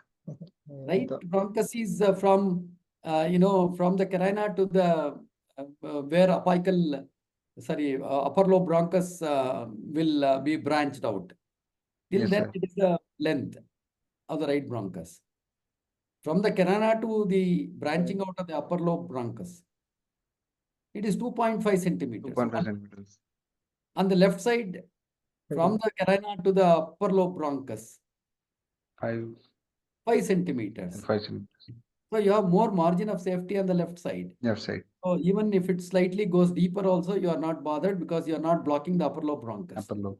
Whereas on the right side, if you just go slightly deep, it can block the upper lobe Block the bronchus. right So you'll be ventilating only the lower lobe and middle lobe. Yes, sir. So that is the reason you always go for a left-sided Left DLT. side. So, but some indications are also there for the right DLT. Right side. What are the indications? Sir, if there is any compression of left main bronchus, then that can be any tumor or due to any aneurysm, sir. Then if there is any anatomical problems, isn't it? Then if there is any left main bronchus stent is present, sir. Then if you are planning for any left-sided surgeries, we'll go for a right. No, for example, left-sided, what kind of a surgery? For example, left lung transplantation, sir. Lung transplantation. Then left-sided pneumonectomy. And left bronchus sleeve resection. Sleeve resection. So if they are planning for that, then only you go for right DLT, isn't it? So how do you differentiate between right DLT and left DLT? This is commonly asked for you in the practical exam. Sir, the bronchial cuff will be different. The shape will be different, sir, in the right side because we need a ventilation port for the right upper lobe, sir. So Murphy's eye will be there. For the right DLT, there is Murphy's eye. Murphy's eye. Murphy's eye. That is one Yes, thing. sir. Otherwise, what you should always tell, when you hold the DLT with the tracheal portion concavity facing upwards, which side the endobronchial portion will be looking for? That is, or the direction of the endobronchial portion is that side double lumen. Okay. Suppose if I am holding with the concavity of the main, the tube holding upwards with the concavity upwards, so then left side endobronchial portion will be looking left side. If it is a right one, it looks. That's how in the exam when they are asked, when you hold it, you should hold it in such a way that the concavity is facing upwards of the main tube. So then immediately you know which side it is there. Afterwards, you will have to look for Murphy's eye is there or not. That is next thing. Okay. So that is how you always differentiate between them. So coming to the bronchial blockers, can you just name some of the bronchial blockers? And sir, a Fuji blockers. Uneven blocker, easy blockers.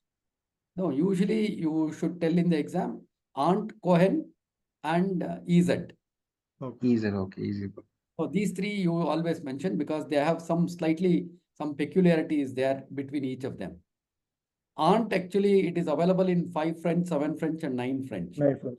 So that is again important for us to know which kind of a particular bronchial blocker we have to use based on the endotracheal tube.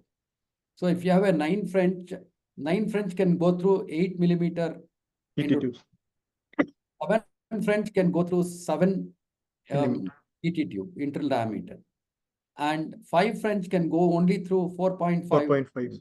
Yeah. So that is why only you have Ant tube, which is available as 5, 7, and 9.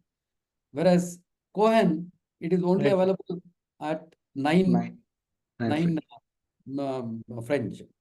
And whereas your EZ is available in 7 and 9. So that Okay. is why you should know which one to bronchial blocker to be selected. That is there. And what is the specialty about on tube? Sir, it's a wire-enabled. Wire-enabled blocker, sir. Yes, And, it has got a wire loop at the distal end, so that with the fiber optic scope you can place it properly using that wire loop as a guide. Okay. What about Cohen?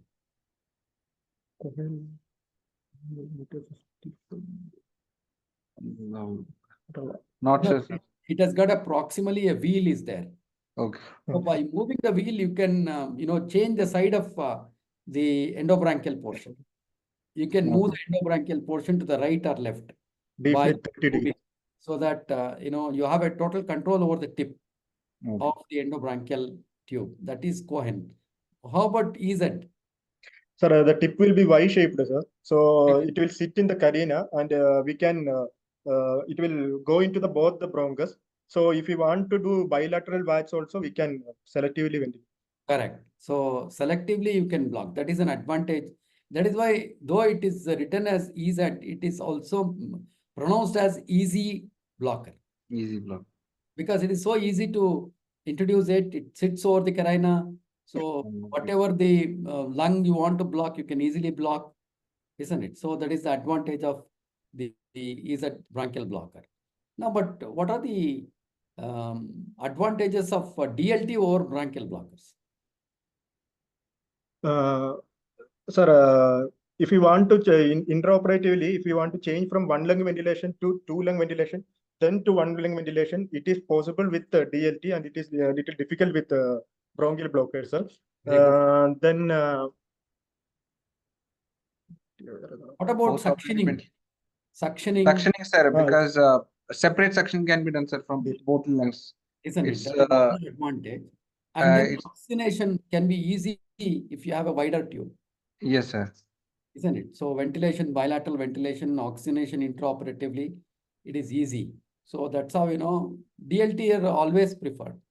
Okay. Only there are a definite indication for bronchial blockers, then only you go for bronchial blockers like difficult airway or tracheostomized patient. Tracheostomy patient. The patient has ankylosis of the temporomandibular joint.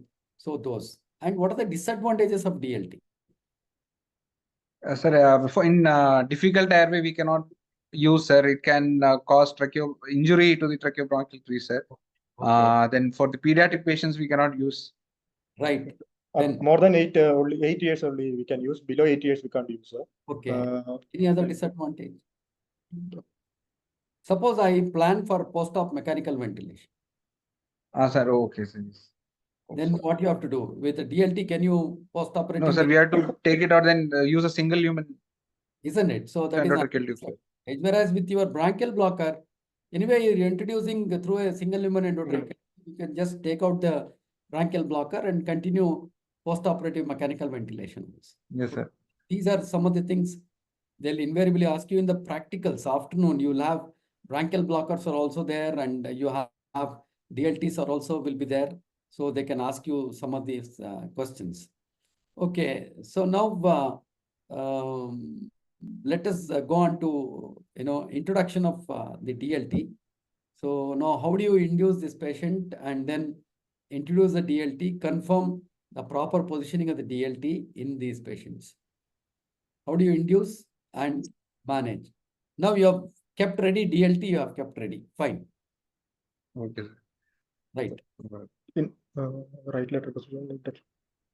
Right lateral position. So we'll start inducing the patient in a right lateral position. So you are shifting the patient first, isn't it? Okay. And then you have to get the monitoring also. ASM monitor is connected, sir. Try to induce the patient straight. Yes. Sir, all the standard ASM monitors connected, sir. Okay. Then we need an arterial line, sir, for BP monitoring, sir. One is Definitely. accurate blood pressure monitoring. Second requirement of an arterial line is ABG, sir. intraoperative ABG, because you can't go with saturation and end-tidal concentration of carbon dioxide. You cannot rely on, because you are Yes, sir. ventilating only one lung. So One that's why intraoperatively you may have to go for ABGs. So that's why an arterial line is very important. Okay. Any central line you want to have? Sir, for CVP monitoring. CVP, but CVP again is not- unreliable. yes, sir. CVP is unreliable when you go for Because positioning because of position, but post-operative fluid management we can use, correct. sir. So post-op fluid management you require. And which side you will plan for your CVP line? Same Right. side of the surgery or the opposite side of surgery? Same side, sir. Why same Not sure, side? sir. No, you see what is one complication of a CVP line? That it, Embolism. other than arterial puncture, no, embolism, the delayed complication. During your placement itself, especially Hematoma form. more common with subclavian. Pneumothorax. Pneumothorax, isn't it? Suppose if they after post-operatively, what they are going to place? They are going to place a drain, sir. and intraoperatively they are going to open the chest, isn't Yes, it? sir. Suppose if I have placed the tube CVP line on the same side of operating side, I need not have to worry at all. Yes. Even by chance a pneumothorax occur, because anyway there is no problem at all. They are going to produce a open pneumothorax only. Yes, sir. Open the thorax, and post-operatively they are going to place a drain. So that is why these are all some important things which can be asked for you in the exams. Okay, so invasive monitoring may be required, right? Then continue. Then, sir, we have to make ready all the How to rigid place bronchos. a urinary catheter? So, Yes, sir. It's required, sir. temperature Urinary probe. With temperature probe.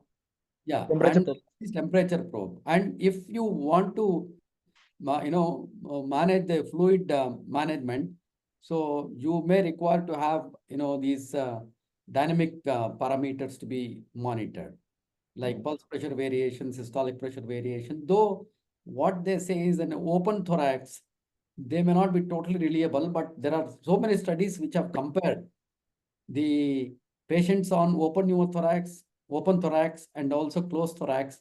And these variations, as far as the fluid responsiveness is concerned, they're almost quite accurate. So you can definitely use the flow track or Vigilio monitors to continuously monitor the cardiac output or, the stroke volume. Is there any double lumen endotracheal tube which also can give you continuous monitoring of the cardiac output? Not sure, don't, sir. No, you may be asked. If you're answering very well, definitely as an examiner, I'll ask you this. So you people are answering very well. So ECOM DLT. Sorry, sir. ECOM. It is there in ECOM. Miller. Okay. ECOM. ECOM. COM means, cardiac output monitoring.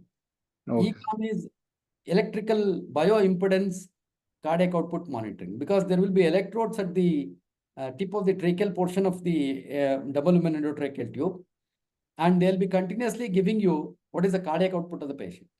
Okay. Because they'll be against the aorta, and the bioimpedance of the aorta, they'll be continuously monitoring. And these are the new double lumen endotracheal tube, because intraoperatively, if you can monitor the cardiac output, definitely you know how much fluid you have to give, because it is very important to have proper fluid management in these patients, isn't it? So that way. Any other specialized double lumen endotracheal tube? Because I asked you about ECOM. Anything else with a camera at the tip? Okay, I'll tell you. VivaSight. VivaSight DLT has got a camera at the tracheal portion of the endotracheal tube, double lumen endotracheal tube. So you don't require a fiber optic scope. If you have a camera there, you know exactly how to where it's supposed to. So positioning becomes very easy, but very costly, these tubes, with a camera, presence of camera there, isn't it? So that is a VivaSight. Okay, now everything is set. You have taken DLT. You want to place left-sided DLT. Now you are inducing the patient. I already asked you what is the position you want to adopt, isn't it? Because Right lateral. yeah, right lateral or left lateral you want to have. Sir, For right at induction. induction, sir, left lateral, sir. Left lateral, isn't it? That's why, because he has got a left-sided lesion. So by keeping him in that position, Dependent position. you will not soil the While lung. right lung, normal lung. So ideal would be that. But if you keep that patient in that position, may be difficulty for you to intubate. Intubate. So you can still, bring the head into almost nearly supine position like, and then you can use this position or partial oblique position, left lateral oblique position also you can keep. So that is another important thing they'll ask you. Okay. During exam, you should be able to tell that so that you prevent siling. That is one thing. And another very important precaution you will be taking in all bronchiectatic patients or lung abscess or pyothorax patients. What is the second important precaution during induction?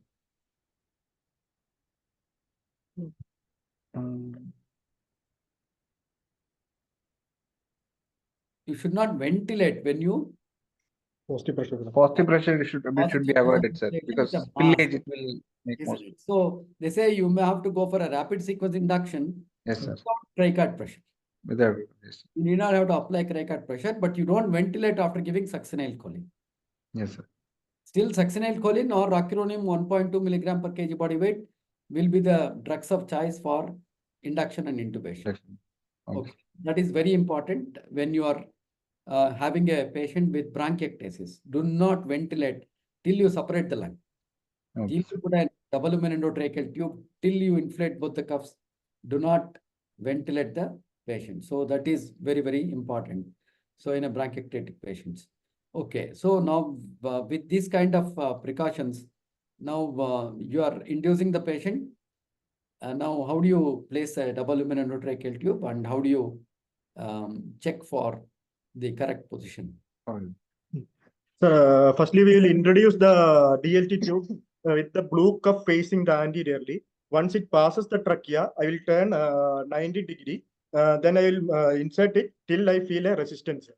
90 degrees which side? If it is left side, ഇത് നമുക്ക് വേണ്ട right. Right So, side. towards the right side. Yeah, if it is left-sided, you have to rotate it 90 degrees to the right side. Right side. And make it now the concavity facing anteriorly. Yeah. Okay, now you have done that. What are the steps of confirming now? So, clinical, we can You have a specially designed catheter mount to connect to your circuit. Y-shaped clamp. Yeah, Y-shaped or branched catheter mount is required, specially designed so that you clamp the catheter mount. You don't clamp the double lumen endotracheal. Double lumen. Isn't it? So you have two Y-shaped one, and for each of the lumen, you can connect one of these branched catheter. So that also you'll have to keep ready. That is also will be there for your exam. They'll ask you why this kind of a catheter mount it is called as a catheter mount. Catheter mount. Okay. So it also has got an opening, isn't it? So that you can expose the lung to the atmosphere. And it helps you in collapsing the lung. And also it helps you to do suctioning. And third thing is it will also help you to provide some CPAP. And also it will help you to provide some amount of oxygen. So they'll ask you what are the advantages or what are the uses of these particular openings in the catheter mount. So many questions can be asked only on the catheter mount. So you should be knowing about that. Okay. Now what you have done is you have connected the patient to the circuit. Okay. Next what? What are the steps of confirmation?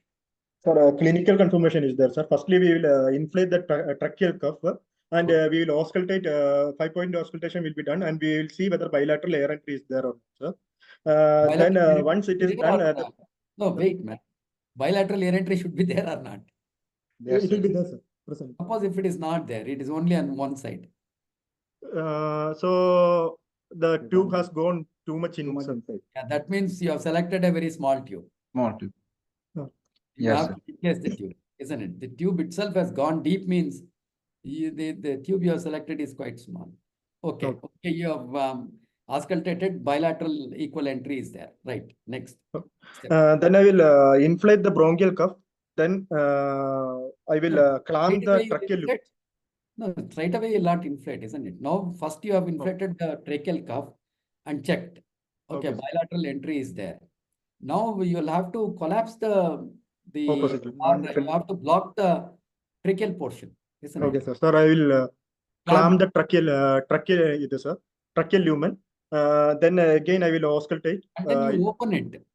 Okay, sir. Tracheal lumen, open it so that the lung will get collapsed, sir. Okay. Then I will auscultate. At that time, one lung will be collapsed, and that at that side, air entry won't be there, sir. No, that step is the third step is after collapsing or after clamping the tracheal lumen and or exposing it to the atmosphere. Now you keep your stethoscope over the chest and gradually you start inflating the bronchial cuff, continuously auscultating, because for the leak, Okay. isn't it? Because very important that you don't inflate the bronchial cuff with more than 3 ml. 3 ml, sir. So that way you can know whether how much you have introduced. That is one of the steps in many of the books. It is also there. So gradually inflate, and then when you ventilate, you should be able to hear only the sounds only on the left side. Left side. You have inflated. Right side because you have collapsed, isn't it? Now what is the next step?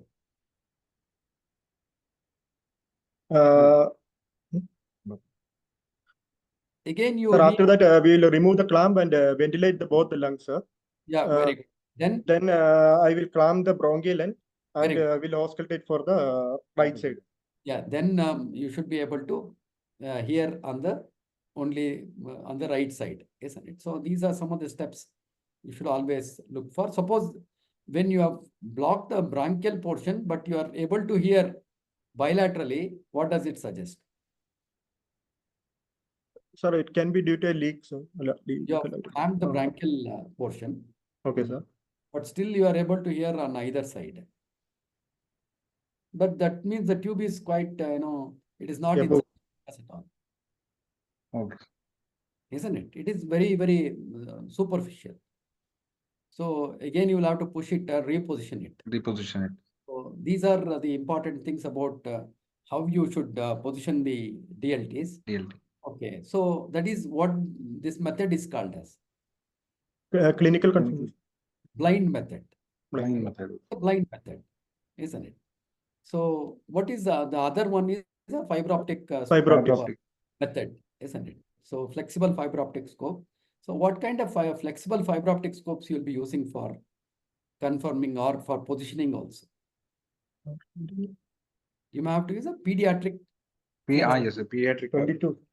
You have to go for either 2.2 to 4.2 outer diameter flexible fiber optic scopes. Only can go 4.2 can go through your 39 or 41.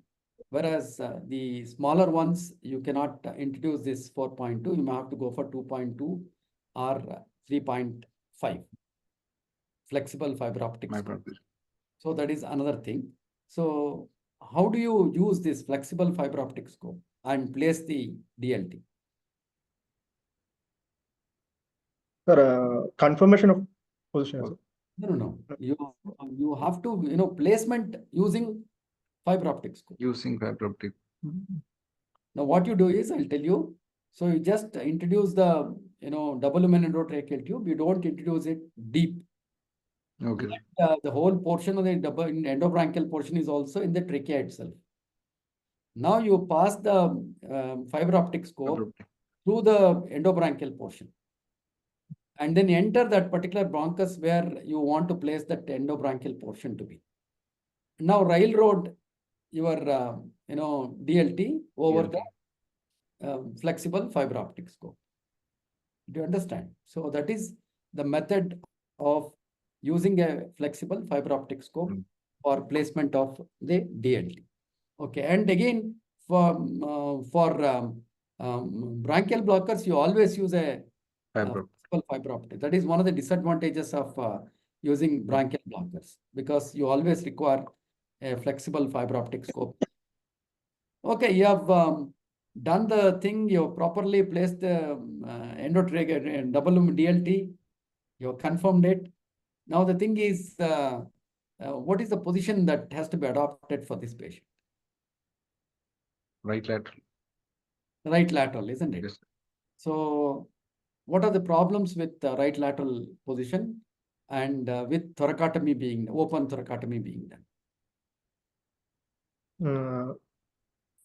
Sir, there will be a perfusion, ventilation perfusion mismatch. We can. Yeah, what One lung. mismatch? Sir, if you in one lung ventilation, if you are placing the patient in a right No, lateral, you have not put the patient into one lung. You have Okay, just sir. put the patient into lateral posture. right lateral. Okay, sir. Right. Then the dependent lung will be the perfusion will be increased due to the gravitational effect, sir. And the ventilation in the non-dependent lung will be also increased. So No, there will be how much perfusion? Normally, right lung has got how much perfusion, left lung has got how much perfusion? Right is 55. 55, sir. Left is 65. 45. 45, yes. Yeah. Now, once you place the patient in any of the lateral position, dependent lung, what will be the perfusion, and non-dependent lung, how much will be the perfusion? 10% more, sir. Dependent lung, it will be 60%. Okay. Non-dependent lung, it will be 40%, irrespective of whether right lung or left lung. Okay. That is what occurs. Because of the gravity, more amount of perfusion will be there. Of course, ventilation also will be high, but compared to the perfusion, ventilation in the dependent lung will be less. So you have DQ mismatch also. Okay, that is always there. So as long as you are ventilating both the lungs, there won't be any problem. Now you want to collapse the operating lung or non-dependent lung. So if you want to collapse the non-dependent lung, what will be the total amount of shunt? Sir, since we are not occluding the bronchial artery, there will be a 25% more to the will be gone to the non-operating lungs. Sir. Is it total shunt will be 27.5 or how much? 25. 25. Total Not shunt, sure. suppose if the lungs are normal, the total amount of shunt will be 27.5. I'll tell you how. Normally, when you are keeping the patient in supine posture, the total shunt, supine posture, ventilating both the lungs, the amount of shunt will be 5%. 5%. Once you turn the patient into lateral, the shunt will increase to 5% in dependent, 5% in non-dependent. It will be 10%. So let us say 5% in the non-dependent is already now shunt has started. Okay. Out of total 40% of total blood. Normally you have, I told you in non-dependent 40%, 40%. dependent 60%, isn't it? Now in dependent, there is 5% shunt is there. Non-dependent also 5% shunt. Out of 40%, 5% shunt is there. How much is actually now being ventilated and perfused? 35%. 35. Because 5% is shunt out of 40% perfusion. So only 35% is actually being perfused and ventilated, isn't it? Now out of this 35%, now you are collapsing that lung. That means even this amount of blood that is passing through will not be getting any oxygen. Yes, sir. The whole thing will become a shunt. But HPV is also there. So 50% reduction of this perfusion occurs because of hypoxic pulmonary vasoconstriction. Vasoconstriction. So what is 50% of 35%? 17.5, sir. Yes, sir. 17.5 of now this shunt plus 10% of shunt already there. What is the total? 27.5. Yeah, that is there in every book. It is there clearly how much shunt will be there. That means almost a very high shunt will occur once you collapse the non-dependent lung, 27.5% shunt. That is why you may have to go for a higher amount of FiO2. So this becomes very, very crucial for you to know. And now, should we use nitrous oxide for these patients? No, sir, because it will take more time for the lung to collapse because low blood solubility of nitrogen. No, it will be earlier. If you are using nitrous oxide, you can collapse earlier because it diffuses faster than nitrogen. Okay. Okay. If you are using nitrogen, air, then collapsibility will decrease. That's why you have to ventilate with 100% oxygen, collapse the lung, now switch over to oxygen and air. Okay, sir. Or if you're using nitrous oxide, this problem is not there. Okay, sir. Because nitrous oxide diffuses faster than nitrogen. Faster than Collapsibility can be earlier when compared to air. So that is not a problem with nitrous oxide, because these patients may have pulmonary hypertension. pulmonary hypertension. Then, this will be a problem. Pulmonary Problem, yes. hypertension, nitrous oxide is going to increase. And air embolism chances are there if they open up any of the vessels. Non-dependent, the less pressure will be there in the veins. And the other problem is you will not be able to go for a higher FiO2. Yes, sir. So because of all these reasons, usually you don't go for nitrous oxide. You don't use nitrous oxide. Okay. Now, how do you ventilate these patients? Sir, You're asking parameters, sir? No, you are going to ventilate these patients. What is the name that is given for ventilating these patients? Lung protective ventilation. Always you tell in the exam. So I would like to go for lung protective ventilatory strategies. So how do you ventilate? You don't ventilate now. You want to ventilate both the lungs as long as possible. Yes, sir. Till the surgeon says that I want to open the thorax, till then you keep ventilating both the lungs. Yes, sir. Because you know that once you collapse the lung, then there can be desaturation can occur. So as long as possible, ventilate bilaterally. And then, now when the surgeon wants to open the thorax, you may have to collapse the lung. So then only you will collapse the lung. So now, whatever it may be, once you collapse the lung, now once you go for one lung ventilation, what should be your tidal volume? What should be your respiratory rate? And how tidal volume should be low, sir. 5 to 6 ml per kg, sir, tidal volume. Okay. And the peak pressure should be less than 35 water, and plateau pressure of less than 25. Yes, very good. And PEEP of 5 we can keep, sir. Okay, okay. Yeah, Why unless you don't want to go for higher PEEP? Sir, if it's a COPD patient, sir, we should not. No. This patient is not a COPD. Can I go for 12 or 15 centimeter PEEP? No, high PEEP. We can go, sir, high PEEP, low volume, high. No, what will happen, you see, if you go for high PEEP for the ventilating lung or the dependent lung, now you are increasing the intra-alveolar pressures of the dependent lung. So blood now will be pushed into the other lung. Other lung, yes, sir. And which is not being ventilated, you are going to increase the shunt. Understand, okay, sir, yes, sir. That is why you should be careful in how much PEEP also you have to use. You don't go beyond 5 to 8, maximum is 8 centimeters, not more than that. So that is another very important thing we should always remember about. Okay, then FiO2? 0.821. 0.821, sir. No, that also depends on the preoperative PaO2 the patient has. So ideally speaking, you don't directly go in for very high FiO2. So you just, adjust your FiO2 based on the saturation. Or if you can get an arterial blood gas, see that the PaO2 is more than 60 millimeters of mercury. That's how you can always do that. Okay. So it is 7 o'clock. Shall we continue next week, next Thursday for about half an hour for your this thing, and then go for the next case, abstracts? Oh, okay, sir. Okay, sir. Yeah, because you will also be tired. Okay, sir. No issue, sir. We'll continue next week. So what we will do is we will you also ask for about the doubts. Nobody is coming out with the doubts, and you're also not coming out with any doubts you have. So you can definitely discuss about the doubts next week on Thursday. So today being Saturday, so Thursday we will meet again, and just about say probably few minutes about what are the intraoperative complications we can expect. That also we can go for discuss these things. And also we did not discuss what are the problems associated with DLT while introducing. So Interview, that also we'll just discuss. And introp desaturation and methods of managing. methods of managing. Fluid management is another thing which we will discuss. And post-op hypoxia and post-op management.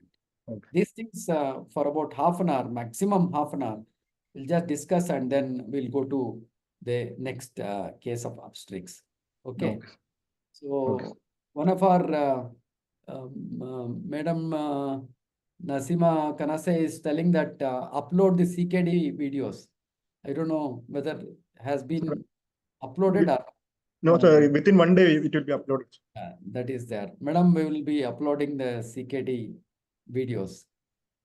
Okay, okay. So I think, last 5 minutes, what we will do next week, last 5 minutes, we'll just look for what are the chat box, and then we will try to talk about whatever the doubts they have expressed in the chat box.